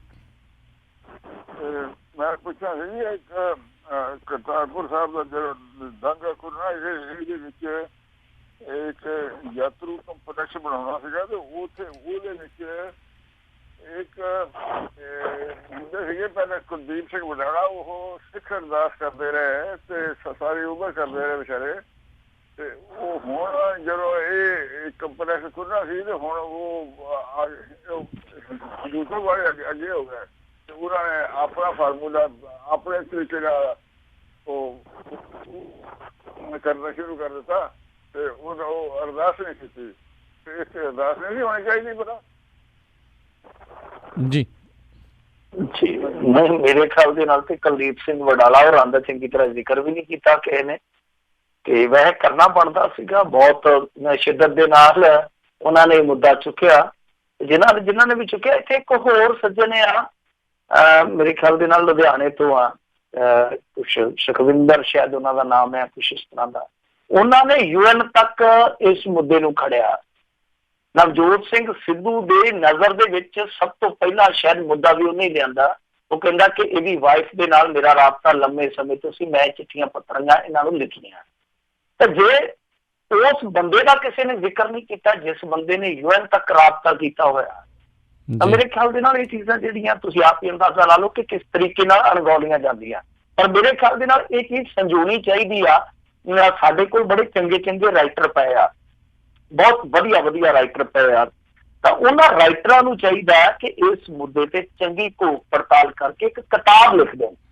ਇਹ ਰਾਜਨੀਤਿਕ ਲੋਕ ਕਦੇ ਵੀ ਕ੍ਰੈਡਿਟ ਨਹੀਂ ਦਿੰਦੇ ਕਿਸੇ ਨੂੰ, ਪਰ ਇੱਕ ਲੇਖਕ ਜਦੋਂ ਨਿਰਪੱਖ ਢੰਗ ਦੇ ਨਾਲ ਕਲਮ ਵਾਹੇਗਾ ਤਾਂ ਮੇਰੇ ਖਿਆਲ ਦੇ ਨਾਲ ਉਹ ਪੱਖਪਾਤ ਨਹੀਂ ਕਰਦਾ ਹੋਇਆ ਹਰੇਕ ਬੰਦੇ ਨੂੰ ਉਹਦਾ ਬਣਦਾ ਸਰਦਾ ਕ੍ਰੈਡਿਟ ਦੇਊਗਾ ਕਿ ਜੇ ਇਹ ਇਤਿਹਾਸਕ ਪਲ ਆਇਆ ਤਾਂ ਉਹ ਤੋਂ ਪਹਿਲਾਂ ਇਹਦੇ ਵਾਸਤੇ ਕਿਹਨੇ ਮਿਹਨਤ ਕੀਤੀ ਆ। ਮੈਨੂੰ ਤੇ ਇਹ ਆਈਡੀਆ ਬੈਸਟ ਲੱਗਦਾ। ਜੀ ਜੀ ਜੀ ਅਗਲੇ ਕਾਲਰ ਆਪਣੇ ਨਾਲ ਜੁੜੇ ਨੇ ਗੁਰਦਿਆਲ ਸਿੰਘ ਜੀ। ਸਤਿ ਸ਼੍ਰੀ ਅਕਾਲ ਜੀ। ਸਤਿ ਸ਼੍ਰੀ ਅਕਾਲ ਭਾਜੀ। ਸਤਿ ਸ਼੍ਰੀ ਅਕਾਲ। ਹਾਂਜੀ ਭਾਜੀ, ਮੇਰਾ ਮਿੰਟੂ ਭਾਜੀ ਉਹਨਾਂ ਨੂੰ ਸਵਾਲ ਹੈ ਜੀ, ਜਿੱਦਾਂ ਪਾਰਲੀਮੈਂਟ 'ਚ ਸੀਟਾਂ ਦੇ ਉੱਤੇ MP ਸੌਂ ਜਾਂਦੇ ਨੇ, ਉੱਥੇ ਇਹਨਾਂ ਨੂੰ ਬੈੱਡ ਨਹੀਂ ਲਾ ਹੋ ਜਾਣਾ ਚਾਹੀਦਾ? ਬੈੱਡ ਤੇ ਸੌਂ ਆਪਣੇ ਲਾ ਕੇ ਉੱਥੇ, ਤੇ ਜੇ ਨਹੀਂ ਹੈ ਤੇ ਫਿਰ ਇਹਨਾਂ ਦੇ ਸੁੱਤਿਆਂ ਤੇ ਕਾਰਵਾਈ ਨਹੀਂ ਹੋਣੀ ਚਾਹੀਦੀ ਕੋਈ? ਜੀ ਬੈੱਡ ਤੇ ਚਾਹੀਦਾ, ਫਿਰ ਇਹਨਾਂ ਨੇ ਕਹਿਣਾ ਕਿ ਬੈੱਡ TV ਲਿਆ ਦਿਓ ਸਾਨੂੰ, ਚਾਹ ਪੀਣ ਲਈ ਅਸੀਂ ਕੰਟੀਨ 'ਚ ਥੋੜੀ ਜਾਵਾਂਗੇ। ਇਹ ਢੀਠ ਨੇ, ਇਹ ਕਹਿੰਦੇ ਨੇ ਕਿ ਜੇ ਬੈੱਡ ਕਹੋਗੇ ਤਾਂ ਫਿਰ ਬੈੱਡ TV ਲਿਆ ਦਿਆ ਕਰੋ ਸਰ, ਉੱਠ ਕੇ ਬਾਹਰ ਥੋੜੀ ਜਾਣਾ ਪਊਗਾ। ਪਰ ਓਦਾਂ ਦੇਖੋ, ਹੁਣ ਮੁਹੰਮਦ ਸਦੀਕ ਹੈ ਜਿੱਦਾਂ ਉਹਨੇ ਗਲਤੀ ਮੰਨੀ ਆ ਕਿ ਨਹੀਂ ਮੈਨੂੰ ਸੌਣਾ ਨਹੀਂ ਚਾਹੀਦਾ, ਪਰ ਕਹਿੰਦਾ ਕਈ ਵਾਰ ਦੇਖੋ ਤੁਹਾਡਾ ਸਵਾਲ ਲੱਗ ਜਾਂਦਾ, ਤੁਸੀਂ ਸੁਣਦੇ ਹੋ, ਕਿੰਨਾ ਕੁ ਚਿਰ ਸੁਣੀ ਜਾਓਗੇ, ਕਈ ਵਾਰ ਝਪਕੀ ਆ ਜਾਂਦੀ ਆ, ਉਹ ਸਾਰੇ ਸੌ ਜਾਂਦੇ ਆ। ਵੈਸੇ ਐਸੀ ਗੱਲ ਨਹੀਂ ਹੈ ਕਿ ਬਾਹਰਲੇ ਮੈਂਬਰ ਪਾਰਲੀਮੈਂਟ ਕਿਸੇ ਨੂੰ ਨੀਂਦ ਨਾ ਆਈ ਹੋਊਗੀ ਕਦੇ, ਮੈਂ ਨਹੀਂ ਮੰਨਦਾ, ਉਹ ਹੋ ਜਾਂਦਾ। ਪਰ ਜੇ ਕੋਈ ਬਹੁਤਾ ਉੱਥੇ ਜਾ ਕੇ ਹੁਣ ਘਰਾੜੇ ਮਾਰ ਨਹੀਂ ਜਾਂਦਾ ਤੇ ਉਹਦੇ ਨਾਲ ਚੰਗਾ ਨਾ ਵੀ ਜਾ ਕੇ ਕੋਈ ਫਰਕ ਨਹੀਂ ਪੈਂਦਾ। ਤੇ ਗੌਤਮ ਗੰਭੀਰ ਆ, ਉਹ ਵੀ ਤਾਂ ਮੈਂਬਰ ਪਾਰਲੀਮੈਂਟ ਹੈ, ਉਹ ਬਹੁਤ ਹੀ ਗੰਭੀਰਤਾ ਦੇ ਨਾਲ ਉੱਥੇ ਸਿੱਲੀ ਜੀ ਕਮੈਂਟਰੀ ਕਰਨ ਡਿਆ ਵਰਲਡ ਕੱਪ 'ਚ। ਤੇ ਚਲੋ ਕੋਈ ਗੱਲ ਨਹੀਂ ਹੈ, ਇੱਥੇ ਆ ਕੇ ਉਹ ਘਰਾੜੇ ਮਾਰਨ ਦੇ ਨਾਲ ਤਾਂ ਠੀਕ ਹੈ ਨਾ, ਚੱਲਦਾ ਚਲੋ ਕੋਈ ਕੰਮ ਤੇ ਕਰਨ ਡਿਆ। ਮੇਰੇ ਖਿਆਲ ਦੇ ਨਾਲ ਦੇਖੋ, ਜੇ ਕੋਈ ਬੰਦਾ ਕੁਦਰਤੀ ਤੌਰ ਤੇ ਕਿਸੇ ਪਲਕ ਝਪਕੀ ਦੇ ਵਿੱਚ ਕੋਈ ਚਲਾ ਜਾਂਦਾ ਤਾਂ ਕੋਈ ਵੱਡੀ ਗੱਲ ਨਹੀਂ ਹੈ। ਪਰ ਜਦੋਂ ਆਪਣੀ ਵਾਰੀ ਆਉਂਦੀ ਆਪਣਾ ਮੁੱਦਾ ਚੰਗੀ ਤਰ੍ਹਾਂ ਰੱਖੋ। ਸਭ ਤੋਂ ਵੱਡੀ ਗੱਲ ਹੈ ਕਿ ਜਿੱਦਾਂ ਖਾਸ ਤੌਰ ਤੇ ਮੈਂਬਰ ਪਾਰਲੀਮੈਂਟ ਫਸਟ ਟਾਈਮ ਜਾਂਦੇ ਆ, ਮੁਹੰਮਦ ਸਦੀਕ ਹੰਸਰਾਜ, ਇਹਨਾਂ ਨੂੰ ਪੂਰੀ ਤਿਆਰੀ ਨਾਲ ਵੇਖਣਾ ਚਾਹੀਦਾ। ਘੱਟੋ ਘੱਟ ਪਹਿਲੇ ਸੈਸ਼ਨ ਦੇ ਵਿੱਚ ਤੇ ਜਾਗਦੇ ਰਹਿਣ, ਚਲੋ ਦੂਜੇ ਸੈਸ਼ਨ 'ਚ ਕਿਤੇ ਸੌ ਲੈਣ ਘੜੀ, ਕੋਈ ਗੱਲ ਨਹੀਂ ਹੈ, ਪਰ ਘੱਟੋ ਘੱਟ ਪਹਿਲਾਂ ਸਿੱਖ ਤੇ ਲੈਣ ਕਿ ਬੋਲਣਾ ਕੀ ਆ। ਹੁਣ ਮੁਹੰਮਦ ਸਦੀਕ ਆ, ਉਹ ਪਹਿਲੇ 30 ਸਕਿੰਟ ਤੇ ਧੰਨਵਾਦ ਹੀ ਕਰੀ ਗਿਆ। ਧੰਨਵਾਦ ਕਿਹਦਾ ਕਰੇਗਾ? ਸ਼੍ਰੀਮਾਨ ਰਾਹੁਲ ਗਾਂਧੀ, ਮਹਾਰਾਜਾ ਰਣਜੀਤ ਸਿੰਘ ਆਖਣ ਲੱਗਾ, ਮਹਾਰਾਜਾ ਅਮਰਿੰਦਰ ਸਿੰਘ, ਬੀਬੀ ਸੋਨੀਆ ਗਾਂਧੀ, ਕਾਂਗਰਸ, ਇਹਨਾਂ ਦਾ ਧੰਨਵਾਦ। ਬੰਦਾ ਪੁੱਛੇ ਤੂੰ ਉੱਥੇ ਸਵਾਲ ਕਰਨਾ ਕਿ ਧੰਨਵਾਦ ਕਰਨਾ? ਜੇ ਧੰਨਵਾਦ ਕਰਨਾ ਤੇ ਬੀਬੀ ਸੋਨੀਆ ਦੀ ਕੋਠੀ ਤੇ ਚੱਲ ਜਾ, ਸੰਸਦ 'ਚ ਕੀ ਕਰਨਾ ਆ? ਜੀ ਜੀ, ਇਹ ਤੋਂ ਮਿੰਟੂ ਜੀ ਇਹ ਵੀ ਚੀਜ਼ ਪਤਾ ਲੱਗਦੀ ਆ ਨਾ ਵੀ ਉਹ ਕਿੰਨੇ ਕੁ MP ਆਪਣੇ ਆਪ ਪੱਧਰ ਦੇ ਉੱਤੇ ਜਿਹੜੇ ਉਹ ਹੈਗੇ ਨੇ, ਤੇ ਕਿੰਨੇ ਕੁ ਜਿਹੜੇ ਆ ਇਹ ਧੱਕੇ ਦੇ ਨਾਲ MP ਜਿਹੜੇ ਬਣਾਏ ਗਏ ਹੁੰਦੇ ਆ, ਜਿਹੜੇ ਇੰਨੇ ਧੰਨਵਾਦ ਜਿਹੜੇ ਉਹ ਕਰਦੇ ਆ ਵੀ ਸ਼ਾਇਦ ਇਹੀ ਆਕਾ ਨੇ। ਇਹ ਭੁੱਲ ਜਾਂਦੇ ਨੇ ਵੀ ਲੋਕਾਂ ਨੇ ਜਿਤਾਇਆ, ਵੀ ਲੋਕਾਂ ਦੀ ਗੱਲ ਜਿਹੜੀ ਤੁਹਾਨੂੰ ਕਰਨੀ ਚਾਹੀਦੀ ਆ। ਤੇ ਮਿੰਟੂ ਜੀ ਤੁਸੀਂ ਗੰਭੀਰ ਦੀ ਗੱਲ ਕੀਤੀ ਆ, ਇਸ ਦੇ ਵਿੱਚ MP ਬਣਿਆ ਆ, ਬਾਹਰ ਜਾ ਕੇ ਕਮੈਂਟਰੀ ਕਰ ਰਿਹਾ, ਉਹਦੇ ਪੈਸੇ ਵੀ ਬਣਾ ਰਿਹਾ ਹੋਊਗਾ। ਕੀ ਇਹ ਐਜ਼ ਏ MP ਅਜਿਹੀਆਂ ਚੀਜ਼ਾਂ ਦੇ ਵਿੱਚ ਤੁਹਾਨੂੰ ਇਨਵੋਲਵਮੈਂਟ ਦੇ ਉੱਤੇ ਕੋਈ ਪ੍ਰੋਬਲਮ ਨਹੀਂ ਹੁੰਦੀ? ਵੈਸੇ ਤਾਂ ਸਿੱਧੂ ਵੀ ਬਹੁਤ ਚਿਰ ਹਾਸੇ ਠੱਠੇ ਕਰਦਾ ਰਿਹਾ। ਨਹੀਂ, ਇਹ ਮੇਰੇ ਖਿਆਲ ਦੇ ਨਾਲ ਹੋ ਜਾਂਦਾ ਜਿੱਦਾਂ ਉਹ ਅੱਗੇ ਇੱਕ ਰੌਲਾ ਪਿਆ ਸੀਗਾ ਨਾ ਮੁੱਖ ਸੰਸਦੀ ਸਕੱਤਰਾਂ ਦਾ, ਕਿ ਤੁਸੀਂ ਲਾਭ ਦਾ ਨਹੀਂ ਲੈ ਸਕਦੇ ਕੋਈ ਵੀ। ਇਹ ਵੈਸੇ ਤੇ ਲਾਭ ਦੇ ਉਹਦੇ 'ਚ ਹੀ ਆ ਜੇ ਆਪਾਂ ਦੇਖੀਏ, ਕਿਉਂਕਿ ਉਹਦਾ ਕੰਟਰੈਕਟ ਪਹਿਲਾਂ ਹੋਇਆ ਗਿਆ।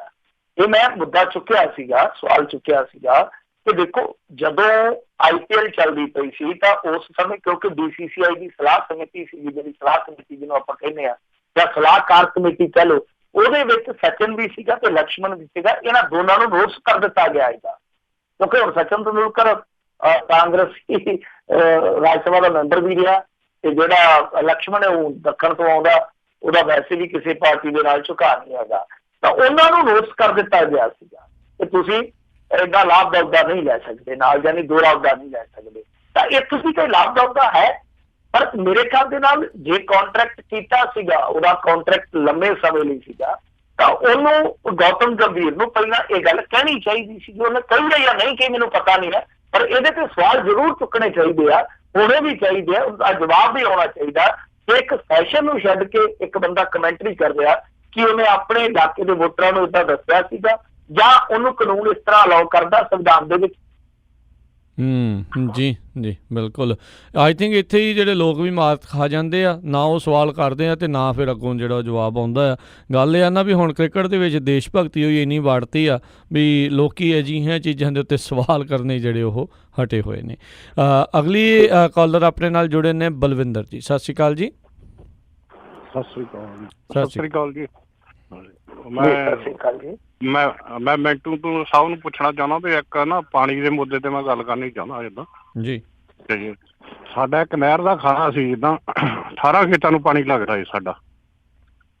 ਸਾਡੇ ਜਿੱਦਾਂ ਜੱਜ ਦੇ ਕੇਸ ਚੱਲ ਗਿਆ ਤੇ 2 ਖੱਤਿਆਂ ਦਾ ਖਾਲਾ ਅਸੀਂ ਕਿਸੇ ਦੇ ਖੱਤੇ 'ਚ ਲਿਆਉਣਾ ਸੀ ਤੇ ਅਸੀਂ ਕਿਹਾ ਵੀ ਸਾਨੂੰ ਕਵੈਰ ਕਰਕੇ ਅਸੀਂ ਪੈਸੇ ਤਾਰ ਦਿੰਦੇ ਆ।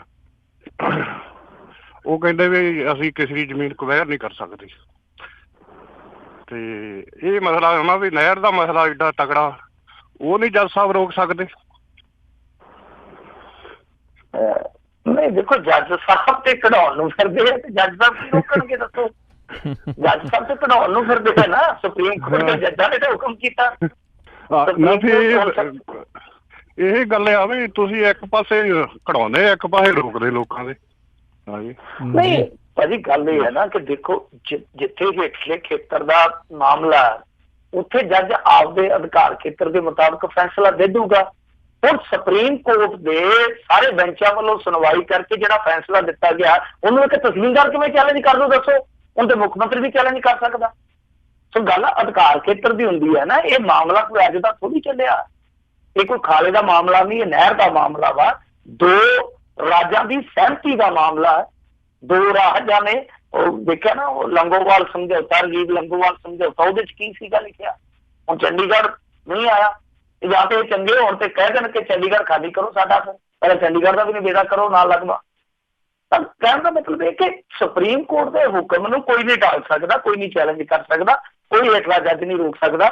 ਇਹਨਾਂ ਨੇ ਦੇਖੋ ਡੀਨੋਟੀਫਾਈਡ ਕਰ ਦਿੱਤਾ ਸੀ ਨਾ ਜ਼ਮੀਨ ਨੂੰ, ਤੁਹਾਨੂੰ ਯਾਦ ਹੋਣਾ ਰਾਜਕਰਨਵੀਰ ਸਿੰਘ ਜੀ, ਪ੍ਰਕਾਸ਼ ਸਿੰਘ ਬਾਦਲ ਨੇ ਡੀਨੋਟੀਫਾਈਡ ਕਰ ਦਿੱਤਾ ਸੀਗਾ, ਆਖਿਆ ਸੀ ਅਸੀਂ ਪੈਸੇ ਵੀ ਘੱਲ ਦਿੰਦੇ ਹਾਂ, ਪੈਸੇ ਵੀ ਘੱਲਦੇ ਸੀ, ਉਹਨਾਂ ਨੇ ਭੁਆ ਕੇ ਪੁੱਠੇ ਮਾਰੇ। ਉਹ ਜਿਹੜੀ ਡੀਨੋਟੀਫਾਈਡ ਕੀਤੀ ਸੀ ਜ਼ਮੀਨ, ਸੁਪਰੀਮ ਕੋਰਟ ਨੇ ਉੱਥੇ ਲੱਦ ਕੇ ਮਾਰੀ ਸੀ, ਉਹਨਾਂ ਕਿ ਰੋਕ ਦਿਓ ਸਾਰਾ ਕੁਛ, ਤੁਸੀਂ ਕਿੱਦਾਂ ਕਰ ਸਕਦੇ ਹੋ? ਯਥਾ ਸਥਿਤੀ ਕਹਿਣ ਦਾ ਭਾਵ ਜਿਉਂ ਦੀ ਤਿਉਂ ਸਥਿਤੀ ਰੱਖੋ। ਸੋ ਡੀਨੋਟੀਫਾਈਡ ਜਿਹੜੀ ਸਰਕਾਰ ਨੇ ਜ਼ਮੀਨ ਕੀਤੀ ਸੀ, ਜਿਵੇਂ ਤੁਸੀਂ ਕਿਹਾ ਕਿ ਰੋਕ ਨਹੀਂ ਸਕਦੇ ਨਾ, ਰੋਕਣ ਦਾ ਯਤਨ ਕੀਤਾ ਸੀਗਾ, ਐਕਵਾਇਰ ਕੀਤੀ ਜ਼ਮੀਨ ਨੂੰ ਡੀਨੋਟੀਫਾਈਡ ਕਰਤਾ ਸੀ, ਪਰ ਸੁਪਰੀਮ ਕੋਰਟ ਨੇ ਆਖਿਆ ਸੀਗਾ ਨਹੀਂ, ਹੁਣ ਨਹੀਂ ਤੁਸੀਂ ਕੁਝ ਕਰ ਸਕਦੇ। ਜੀ ਜੀ। ਅਗਲੇ ਕਾਲਰ ਨੇ ਜਸਕਰਨ ਸਿੰਘ ਜੀ, ਸਤਿ ਸ਼੍ਰੀ ਅਕਾਲ ਜੀ। ਜਸਕਰਨ ਜੀ, ਆਪਣਾ ਮਿੰਟੂ ਤੇ ਪੰਜਾਬੀ ਰੇਡੀਓ ਦੇ ਸਾਰੇ ਸਰੋਤਿਆਂ ਨੂੰ ਸਤਿ ਸ਼੍ਰੀ ਅਕਾਲ ਜੀ। ਸਤਿ ਸ਼੍ਰੀ ਅਕਾਲ ਜੀ। ਸਤਿ ਸ਼੍ਰੀ ਅਕਾਲ ਜੀ। ਸਤਿ ਸ਼੍ਰੀ ਅਕਾਲ ਜੀ। ਆਪਣਾ ਮੈਂ ਜਸਕਰਨ ਸਿੰਘ ਜਟਾਣਾ ਬੋਲ ਰਿਹਾ ਜੀ, ਆਪਣਾ ਮਿੰਟੂ ਬਾਈ ਦੇ ਪਿੰਡਾਂ ਦੇ ਨੇੜੇ ਹੀ ਹੈ, ਪੰਨੀ ਵਾਲਾ ਪਿੰਡ ਹੈ ਮੇਰਾ ਜੀ। ਹਾਂਜੀ, ਤੇ ਮੈਂ ਬਾਈ ਜੀ ਨੂੰ ਇੱਕ ਕੁਐਸਚਨ ਪੁੱਛਣਾ ਚਾਹੁੰਦਾ ਵੀ ਪਾਣੀਆਂ ਦਾ ਮੁੱਦਾ ਤੇ ਚੋਟ ਵੀ ਬੜੀ ਸੋਹਣੀ ਲਾਉਂਦੇ ਆ ਇਹ, ਤੇ ਮੇਰੀ ਰਿਕੁਐਸਟ ਇਹੀ ਹੈ ਵੀ ਇਹ ਮੁੱਦੇ ਥੋੜੇ ਜਿਹੇ ਚੱਕਦੇ ਰਹਿਣ, ਤੇ ਤਾਂ ਕਿ ਮੈਨੂੰ ਤਾਂ ਪਤਾ ਥੋੜਾ ਜਿਹਾ ਪਿੰਡਾਂ ਦਾ, ਕਿਉਂਕਿ ਸਾਡੇ ਪਿੰਡਾਂ ਵਾਲੇ ਪਾਸੇ ਸੇਮ ਦਾ ਬੜੀ ਪ੍ਰੋਬਲਮ ਹੈਗੀ ਉੱਥੇ ਜੀ। ਸੇਮ ਦੇ ਇਹਨਾਂ ਨੇ ਸੇਮ ਨਾਲੇ ਵੀ ਕੱਢੇ ਪਰ ਕੋਈ ਸੋਲੂਸ਼ਨ ਨਹੀਂ ਨਿਕਲਿਆ, ਤੇ ਮੈਂ ਮਿੰਟੂ ਬਾਈ ਨੂੰ ਪੁੱਛਣਾ ਚਾਹੁੰਦਾ ਵੀ ਇਹਦਾ ਸੋਲੂਸ਼ਨ ਕੀ ਹੋ ਸਕਦਾ ਫਰਦਰ? ਮਤਲਬ ਕਿ ਇੱਕ ਪਾਸੇ ਤਾਂ ਆਪਾਂ ਪਾਣੀ ਕਰੀ ਜਾਂਦੇ ਵੀ ਸ਼ਾਰਟੇਜ ਹੋ ਗਈ, ਦੂਜੇ ਪਾਸੇ ਜਿੱਦਾਂ ਆਪਣੇ ਹੁਣ ਸੇਮ ਵਾਲੇ ਆ ਗਏ, ਇਹਦਾ ਵੀ ਕੋਈ ਸੋਲੂਸ਼ਨ ਨਹੀਂ ਨਿਕਲਿਆਗਾ। ਤੇ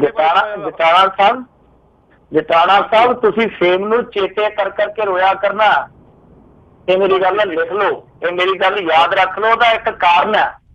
ਕਾਰਨ ਕੀ ਹੈ ਤੁਹਾਨੂੰ ਮੈਂ ਦੱਸ ਦਿੰਦਾ ਕਿ ਆ ਜਿਹੜੀ ਆਪਣੇ ਲਾਗਿਓਂ ਲੰਘਦੀ ਹੈ ਨਹਿਰ, ਰਾਜਸਥਾਨ ਵਾਲੀ ਨਹਿਰ, ਇੱਕ ਤਰ੍ਹਾਂ ਨਾਲ ਦਰਿਆ ਹੈ, ਇਹ ਦਰਿਆ ਇਹ ਹੁਣ ਸਿਮਦਾ ਪਾਣੀ, ਇਹਦਾ ਸਿਮਦਾ, ਤੇ ਜਿੱਥੋਂ ਪਾਣੀ ਦਾ ਤਲ ਉੱਤੇ ਚਲੇ ਜਾਂਦਾ ਉੱਥੋਂ ਵਾਟਰ ਲੌਗਿੰਗ ਸ਼ੁਰੂ ਹੋ ਜਾਂਦੀ ਹੈ, ਜਿਵੇਂ ਆਪਣੇ ਏਰੀਏ 'ਚ ਹੈ, ਮੇਰੇ ਪਿੰਡਾਂ 'ਚ ਵੀ ਹੈ।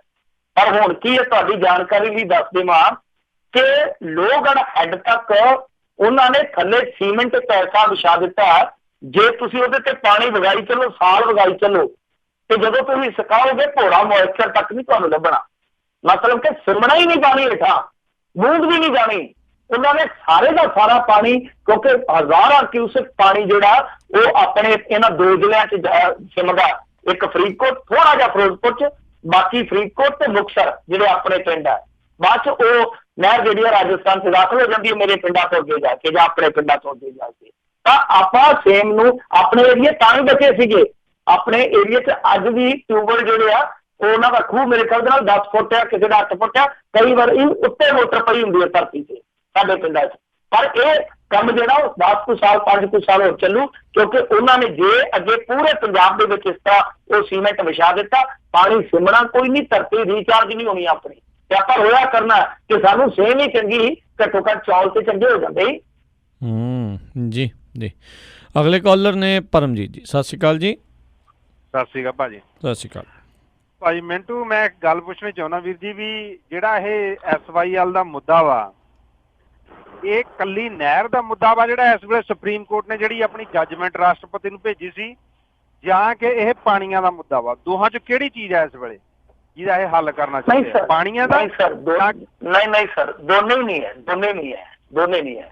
ਪਾਣੀਆਂ ਦਾ ਮੁੱਦਾ ਉਹ ਉਹਨਾਂ ਨੇ ਧਾਰਾ ਲਾ ਦਿੱਤੀਆਂ ਸੀ 178, 179, 180 ਨਿਬੜ ਗਿਆ, ਡੈਮਾਂ ਦਾ ਕੰਟਰੋਲ ਲੈ ਲਿਆ ਉਹਨਾਂ ਨੇ ਸਭ ਕੁਝ। ਉਹ ਤਾਂ ਪਹਿਲਾਂ ਸਾਡੇ ਜੰਮਣ ਤੋਂ ਵੀ ਪਹਿਲਾਂ ਦੀਆਂ ਗੱਲਾਂ, ਠੀਕ ਹੈ। ਉਸ ਤੋਂ ਬਾਅਦ ਇਰਾਨੀ ਟ੍ਰਿਬਿਊਨਲ ਤੱਕ ਗੱਲਾਂ ਗਈਆਂ, ਅਵਾਰਡ ਆ ਗਿਆ, ਠੀਕ ਹੈ। ਰਜੀਵ ਲੌਂਗੋਵਾਲ ਸਮਝੌਤੇ 'ਚ ਇਹਨਾਂ ਨੇ ਹੱਥ ਵੱਢ ਦਿੱਤੇ, ਸਭ ਕੁਛ ਕਰ ਦਿੱਤਾ, ਉਸੇ ਛੱਡ ਦਿਓ। ਇਹਨਾਂ ਦਾ ਜਿਹੜਾ ਮਸਲਾ ਸੀਗਾ ਸੁਪਰੀਮ ਕੋਰਟ ਪਹੁੰਚਿਆ ਸੀਗਾ, ਜੋ ਇਹਨਾਂ ਨੇ ਔਰ ਸ਼ਾਇਦ ਟਰਮੀਨੇਸ਼ਨ ਇਸ ਤਰ੍ਹਾਂ ਦਾ ਕੋਈ ਐਕਟ ਲਿਆਂਦਾ ਸੀਗਾ, ਟਰਮੀਨੇਸ਼ਨ ਆਫ ਪਤਾ ਨਹੀਂ ਸਮਝੌਤਿਆਂ ਦਾ ਕੋਈ ਇਸ ਤਰ੍ਹਾਂ ਦਾ ਸੀਗਾ, ਰੱਦ ਕਰਨਾ, ਜਿਹੜਾ 2002-3 'ਚ ਆਇਆ। ਉਹ ਐਕਟ ਦਾ ਮੈਨੂੰ ਪੂਰਾ ਨਾਂ ਨਹੀਂ ਪਤਾ, ਤਾਂ ਮਾਫ ਕਰਨਾ। ਤਾਂ ਉਹ ਜਿਹੜਾ ਇਹਨਾਂ ਨੇ ਸਮਝੌਤਾ ਆਪਣੇ ਪੱਧਰ ਤੇ ਰੱਦ ਕੀਤਾ ਸੀਗਾ, ਤਾਂ ਉਹਨੂੰ ਚੈਲੰਜ ਕੀਤਾ ਗਿਆ ਸੀਗਾ। ਤਾਂ ਉਹਦੇ ਤੇ ਰਾਸ਼ਟਰਪਤੀ ਦੀ ਰਾਏ ਮੰਗੀ ਗਈ ਸੀ। ਜਿਹੜੀ ਰਾਸ਼ਟਰਪਤੀ ਦੀ ਰਾਏ ਗਈ ਸੀਗੀ ਤਾਂ ਉਹ ਇਹੋ ਹੀ ਗਈ ਸੀਗੀ ਕਿ 2 ਦੇਸ਼ਾਂ ਦਾ ਜਾਂ 2 ਪ੍ਰਦੇਸ਼ਾਂ ਦਾ ਜਿਹੜਾ ਸਮਝੌਤਾ ਉਹ ਕੋਈ ਇਕੱਲਾ ਰਾਜ ਆਪਣੇ ਪੱਧਰ ਤੇ ਨਹੀਂ ਤੋੜ ਸਕਦਾ। ਸੋ ਇੱਥੇ ਸਿਰਫ ਇੱਕ ਰਾਏਸ਼ੁਮਾਰੀ ਹੋਈ ਸੀਗੀ, ਉਹ ਰਾਏ ਜਿਹੜੀ ਆ ਉਹ ਪੰਜਾਬ ਦੇ ਉਲਟ ਗਈ ਆ। ਸੋ ਪਾਣੀਆਂ ਦਾ ਮੁੱਦਾ ਜਿਹੜਾ ਉਹ ਜਾਂ SYL ਦਾ ਮੁੱਦਾ ਉਹ ਤਾਂ ਪਹਿਲਾਂ ਹੀ ਪੰਜਾਬ ਦੇ ਉਲਟ ਭੁਗਤ ਚੁੱਕਾ ਵਾ। ਪਾਣੀਆਂ 'ਚ ਉਹਨਾਂ ਨੇ ਹਿੱਸੇਦਾਰੀ ਜਿਸ ਤਰੀਕੇ ਨਾਲ ਪਾਈ ਆ ਉਹ ਤੁਸੀਂ ਇਤਿਹਾਸ ਪੜ੍ਹ ਲਓ। ਚਲੋ ਹਰਿਆਣਾ ਠੀਕ ਆ ਕਿ ਉਹ ਮੰਨਦੇ ਹੱਕ ਕਿ ਸਾਡਾ ਹੱਕ ਆ, ਚਲੋ ਉਹ ਵਿੱਚੋਂ ਨਿਕਲੇ ਠੀਕ ਆ।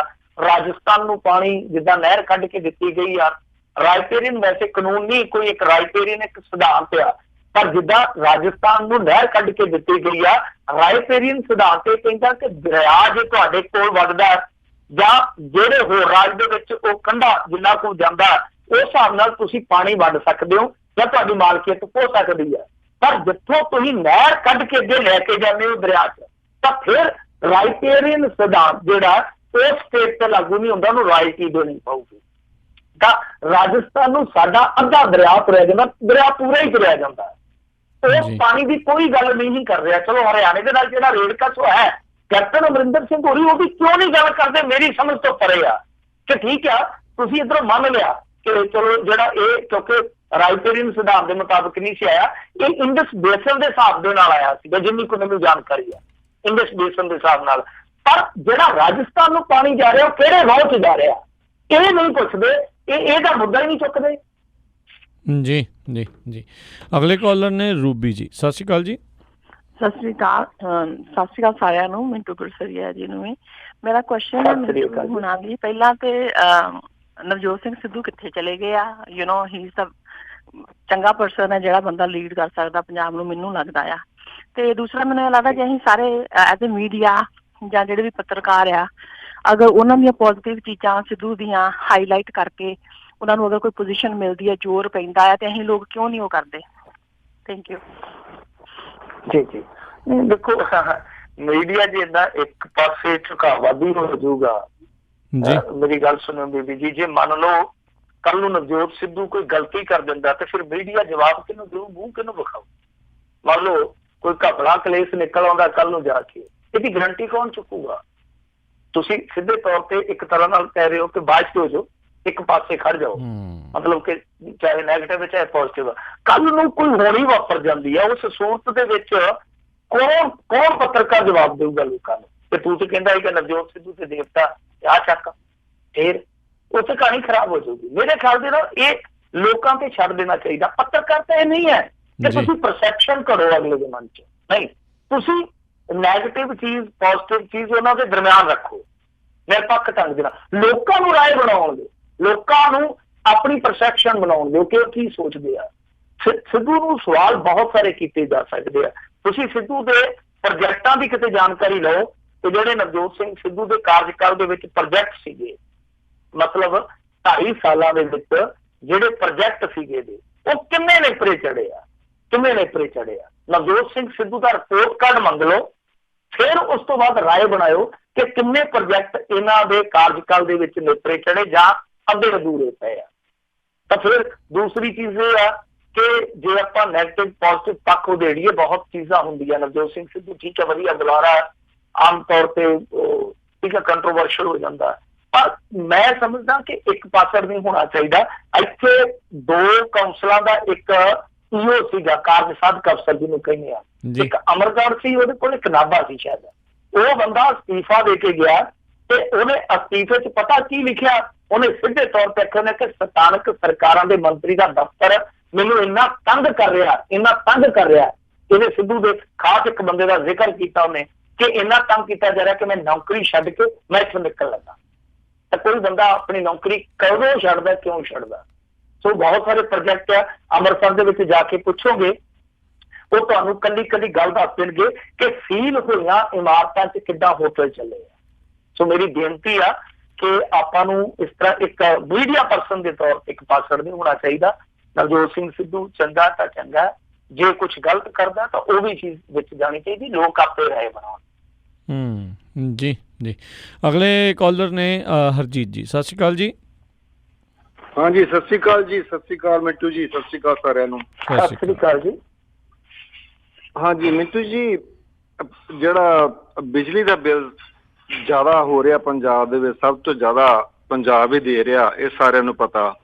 ਤੇ ਇਹਦਾ ਕਾਰਨ ਤੁਹਾਨੂੰ ਵੀ ਪਤਾ, ਸਾਰਿਆਂ ਨੂੰ ਪਤਾ ਹੈ, ਕਿਉਂਕਿ ਸਬਸਿਡੀਆਂ ਜਿਹੜੀਆਂ ਜ਼ਿਮੀਂਦਾਰਾਂ ਨੂੰ ਜਾਂ ਇੰਡਸਟਰੀਅਲ ਨੂੰ ਦਿੱਤੀਆਂ ਜਾ ਰਹੀਆਂ ਜਾਂ ਵੱਡੇ ਵੱਡੇ ਲੀਡਰਾਂ ਨੂੰ ਦਿੱਤੀਆਂ ਜਾ ਰਹੀਆਂ, ਕੀ ਇਹ ਘਟਾ ਨਹੀਂ ਦਿੱਤੀਆਂ ਜਾਣੀਆਂ ਚਾਹੀਦੀਆਂ ਕਿ ਹਾਂ ਜ਼ਿਮੀਂਦਾਰਾਂ ਨੂੰ ਦਿੱਤੀਆਂ ਜਾਣ? ਜਿਹੜੇ ਗਰੀਬ ਨੇ, ਜਿਹੜੇ ਨਹੀਂ ਕਰ ਸਕਦੇ, ਜਿਨ੍ਹਾਂ ਦੇ ਘਰ ਦੇ 100 ਕਿੱਲਾ ਹੈਗਾ ਜਾਂ ਸਾਰਾ ਟੱਬਰ ਬਾਹਰ ਗਿਆ, ਉਹਨਾਂ ਨੂੰ ਕਿਉਂ, ਉਹਨਾਂ ਇੰਡਸਟਰੀਅਲਿਸਟ ਨੂੰ ਕਿਉਂ ਜ਼ਿਆਦਾ ਦਿੱਤੀਆਂ ਜਾ ਰਹੀਆਂ ਜਿਹੜੇ ਆਲਰੇਡੀ ਵਧੀਆ ਨੇ, ਵਧੀਆ ਕਰ ਰਹੇ ਨੇ? ਇਹ ਖਤਮ ਹੋਣੀਆਂ ਚਾਹੀਦੀਆਂ ਤੇ ਗਰੀਬਾਂ ਨੂੰ ਸਾਰਾ ਕੁਝ ਦਿੱਤਾ ਜਾਣਾ ਚਾਹੀਦਾ, ਭਾਵੇਂ ਉਹ ਜੱਟ ਆ ਜਾਂ ਦੂਜਾ, ਹਨਾ। ਤੇ ਨੰਬਰ 2, ਜਿਹੜਾ ਪਾਣੀਆਂ ਦਾ ਮਸਲਾ, ਹੁਣ ਤਾਂ ਪਿੱਛੇ ਵੀ ਗੱਲ ਕੀਤੀ ਸੀ, ਹੁਣ ਤਾਂ ਇੰਨਾ ਵੱਧ ਚੁੱਕਾ ਆ, ਸੁਪਰੀਮ ਕੋਰਟ ਨੇ ਫੈਸਲਾ ਕਰਤਾ। ਮੇਰੇ ਤਾਂ ਖਿਆਲ ਨਾਲ ਨਹੀਂ ਹੋ ਸਕਦਾ ਜਿੰਨਾ ਚਿਰ ਕੁਛ ਵਧੀਆ ਧਿਰ ਨਹੀਂ ਆਉਂਦੀ ਦੋਨੇ ਪਾਸੇ, ਜਾਂ ਸੈਂਟਰ ਦਾ ਪੰਜਾਬ 'ਚ, ਤੇ ਇਹ ਹੁਣ ਤਾਂ ਜਾਣਾ ਹੀ ਆ।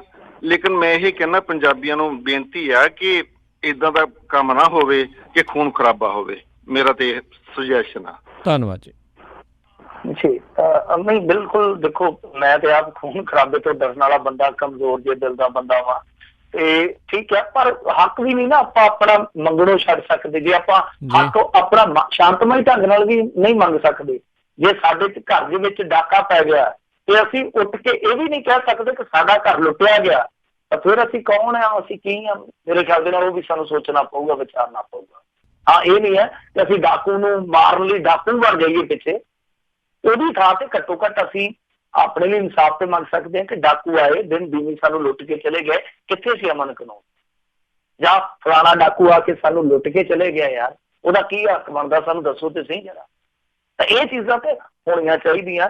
ਬਾਕੀ ਜਿਹੜੀ ਗੱਲ ਤੁਸੀਂ ਕਹੀ ਹੈ, ਮੈਂ ਉਹਦੇ ਨਾਲ 100% ਸਹਿਮਤ ਹਾਂ ਕਿ ਸਬਸਿਡੀਆਂ ਜਿਹੜੀਆਂ ਸਿਰਫ ਲੋੜਵੰਦ ਲਈ ਹੋਣੀਆਂ ਚਾਹੀਦੀਆਂ। ਤਾਂ ਮੈਂ ਇੱਕ ਦਿਨ ਅੰਕੜੇ ਕੱਢ ਕੇ ਵੀ ਦੱਸਿਆ ਸੀਗਾ, ਆਪਣੇ ਹਾਈਸੇ ਪ੍ਰੋਗਰਾਮ 'ਚ ਲਾਈਵ 'ਚ ਵੀ ਦੱਸਿਆ ਸੀਗਾ ਕਿ ਸਬਸਿਡੀ ਜਿਹੜੀ ਹੈ ਨਾ, ਬਿਜਲੀ ਸਬਸਿਡੀ, ਜੇ ਤੁਸੀਂ ਓਵਰਆਲ ਚੈੱਕ ਕਰੋਗੇ ਇਹ ਮੋਸਟਲੀ, ਯਾਨੀ ਲਗਭਗ ਮੇਰੇ ਖਿਆਲ ਦੇ ਨਾਲ 70-80% ਵੱਡੇ ਕਿਸਾਨ, ਵੱਡੇ ਲੀਡਰ ਜਾਂ ਵੱਡੇ ਕਾਰੋਬਾਰੀਆਂ ਦੇ ਹੱਕ 'ਚ ਹੀ ਜਾਂਦੀ ਹੈ। ਮਸੀਂ 15-20% ਲੋੜਵੰਦ ਤੱਕ ਜਾਂਦੀ ਹੈ। ਹੁਣ ਦੇਖੋ, ਸੁਖਬੀਰ ਸਿੰਘ ਬਾਦਲ ਹੋਣੀ ਹਰੇਕ ਵਰੇ ਦੀ 1.5 ਲੱਖ ਰੁਪਏ ਦੀ ਬਿਜਲੀ ਸਬਸਿਡੀ ਲੈਂਦੇ ਆ। ਤਾਂ ਮੈਨੂੰ ਦੱਸੋ ਕਿ ਸੁਖਬੀਰ ਸਿੰਘ ਬਾਦਲ ਹੋਣੀ ਕਿਸ ਪੱਖ ਤੋਂ ਸਬਸਿਡੀ ਦੇ ਲੋੜਵੰਦ ਆ? ਸੋ ਬਿਲਕੁਲ ਤੁਹਾਡੀ ਗੱਲ ਸਹੀ ਆ, ਔਰ ਇਹ ਹਰੇਕ ਮਾਮਲੇ 'ਚ ਲਾਗੂ ਹੋਣਾ ਚਾਹੀਦਾ। ਆਟਾ ਦਾਲ ਸਕੀਮ 'ਚ ਵੀ ਲਾਗੂ ਹੋਣਾ ਚਾਹੀਦਾ। ਵੈਸੇ ਉਧਰ ਸਖਤੀ ਕੀਤੀ ਆ, ਕਿਸੇ ਪੱਖ ਤੋਂ ਵੀ। ਜਿੱਦਾਂ ਹੁਣ ਵੋਟਾਂ ਦਾ, ਹੁਣ ਐਸਸੀ ਕੋਟਾ ਇਹਨਾਂ ਨੇ ਉਹ ਵੀ ਸਬਸਿਡਾਈਜ਼ ਕਰ ਦਿੱਤਾ ਸੀਗਾ ਇਲੈਕਟ੍ਰਿਸਿਟੀ ਦੇ ਮਾਮਲੇ 'ਚ। ਜਿਹੜਾ ਐਸਸੀ ਸਰਦਾ ਪੁੱਜਦਾ ਉਹਨੂੰ ਕਾਹਦੀ ਛੋਟ, ਉਹਨੂੰ ਕਾਹਦੀ ਛੋਟ? ਜਿਹਦੇ ਮੰਨ ਲਓ 3-4 ਮੁਲਾਜ਼ਮ ਆ ਘਰ ਦੇ ਵਿੱਚ, ਉਹਦੀ ਕਾਹਦੀ ਛੋਟ? ਜਿਹੜਾ ਐਸੀ ਬਿਲਕੁਲ ਗਰੀਬ ਆ, ਚਾਹੇ ਉਹ ਦੂਸਰਾ ਵੀ ਹੈ, ਜਨਰਲ ਵੀ ਹੈ, ਬਿਲਕੁਲ ਗਰੀਬ ਹੈ ਮਾਤੜ, ਉਹਨੂੰ ਦੇ ਭਾਈ, ਤੈਨੂੰ ਇੱਧਰੋਂ ਛੋਟ ਦਿੰਦੇ ਆ, ਤੂੰ ਆਪਣਾ ਇੱਧਰੋਂ ਘਰ ਚਲਾ, ਠੀਕ ਹੈ। ਦੂਸਰੇ ਪਾਸੇ ਜਦੋਂ ਤੂੰ ਇੱਧਰੋਂ ਸਮਰਿੱਧ ਹੋਏਗਾ, ਦੂਸਰੇ ਪਾਸੇ ਤੂੰ ਆਪਣੇ ਆਪ ਹੀ ਟੈਕਸ ਦੀ ਪ੍ਰਕਿਰਿਆ 'ਚ ਆ ਜਾਣਾ। ਜਦੋਂ ਤੂੰ ਖਰੀਦਦਾਰੀ ਵੱਧ ਕਰੇਗਾ, ਬਾਜ਼ਾਰ 'ਚ ਪੈਸਾ ਵੱਧ ਲਿਆਏਗਾ। ਇਹ ਸਾਰੀਆਂ ਚੀਜ਼ਾਂ ਜਿਹੜੀਆਂ ਪਾਲਿਸੀ ਮੇਕਰਸ ਤੇ ਡਿਪੈਂਡ ਕਰਦਾ। ਪਰ ਪਾਲਿਸੀ ਮੇਕਰਸ ਕੌਣ ਆ? 80% ਤੇ ਜੱਟ ਆ ਜਿਹੜੇ ਉੱਥੇ ਬੈਠੇ ਆ। ਮਾਫ ਕਰਨਾ, ਸੰਸਦ ਕਹਿੰਦਾ ਸੀਗਾ, ਅਸੈਂਬਲੀ ਦੇ ਵਿੱਚ ਕੌਣ ਆ? 80% ਧਨਾੜ ਜੱਟ ਬੈਠੇ ਆ, 70% ਤੇ ਉਹੀ ਤੇ ਸਬਸਿਡੀਆਂ ਲਈ ਜਾਂਦੇ ਆ, ਉਹਨਾਂ ਦਾ ਵਰਗ ਹੀ ਤੇ ਸਬਸਿਡੀਆਂ ਲਈ ਜਾਂਦਾ। ਜੀ ਜੀ, ਬਿਲਕੁਲ। ਬਹੁਤ ਕੁਛ ਸੋਚਣ ਵਿਚਾਰਨ ਨੂੰ ਪਿਆ ਆ। ਕੋਈ ਧਿਰ ਜਿਹੜੀ ਆਉਣੀ ਤਾਂ ਚਾਹੀਦੀ ਆ। ਮੁੱਦੇ ਤਾਂ ਇੰਨੇ ਨੇ ਵੀ ਲੋਕਾਂ ਦੇ ਵਿੱਚ ਜਿਹੜੀ ਉਹ ਰਾਏ ਬਣਾ ਸਕਦੇ ਆ, ਪਰ ਅਫਸੋਸ ਵਾਲੀ ਗੱਲ ਕੋਈ ਸੁਣਦਾ ਨਹੀਂ। ਦੇਖੋ, ਅੱਜ ਧਨਾੜ ਔਰ ਜਿਹੜੀ ਜੱਟ ਜੁੰਡਲੀ ਆ, ਇਹ ਪੰਜਾਬ ਦੇ ਬਿਲਕੁਲ ਸੋਮਿਆਂ ਤੇ ਕਾਬਜ਼ ਹੋ ਚੁੱਕੀ ਆ। ਲੁੱਟ ਕੇ ਖਾ ਕੇ ਸਿਉਂ ਕਿਹਾ ਹੈ। ਧਨਾੜ ਚਾਹੇ ਉਹ ਕਿਸੇ ਵੀ ਵਰਗ ਦਾ ਹੋਵੇ, ਤੇ ਜੱਟ ਜਿਹੜੇ ਰੱਜੇ ਪੁੱਜੇ ਜੱਟ ਹੈ, ਜਿਹਨਾਂ ਨੂੰ ਆਪਾਂ ਜ਼ਿਮੀਂਦਾਰ ਕਹਿੰਦੇ ਨੇ, ਜਗੀਰਦਾਰ। ਸੋ ਇਹਨਾਂ ਨੇ ਬੇੜਾ ਗਰਕ ਕਰ ਦਿੱਤਾ ਪੰਜਾਬ ਦਾ। ਜੀ ਜੀ, ਬਹੁਤ ਬਹੁਤ ਮਿੰਟੂ ਜੀ, ਧੰਨਵਾਦ। ਤੁਸੀਂ ਸਾਡੇ ਨਾਲ ਜੁੜੇ, ਇਹਨਾਂ ਖਬਰਾਂ ਬਾਰੇ ਜਾਣਕਾਰੀ ਦਿੱਤੀਆਂ। ਅਗਲੀ ਵਾਰ ਤੱਕ ਲਈ ਬੜੀ ਮਿਹਰਬਾਨੀ। ਪਿਆਰ ਭਰੀ ਸਤਿ ਸ਼੍ਰੀ ਅਕਾਲ ਜੀ। ਸਤਿ ਸ਼੍ਰੀ ਅਕਾਲ ਜੀ। ਸੋ ਤੇ ਇੱਥੇ ਸਾਡਾ ਅੱਜ ਦਾ ਪ੍ਰੋਗਰਾਮ ਸਮਾਪਤ ਹੈ। ਮਿਲਦੇ ਹਾਂ ਅਗਲੀ ਵਾਰ, ਤੱਕ ਲਈ ਪਿਆਰ ਭਰੀ ਸਤਿ ਸ਼੍ਰੀ ਅਕਾਲ। ਜਿਹਦੇ ਵਾਸਤੇ ਜੋ ਹੱਸਦੇ ਖੇਲਦੇ ਰਹੋ, ਸੁਣਦੇ ਰਹੋ ਪੰਜਾਬੀ ਰੇਡੀਓ USA।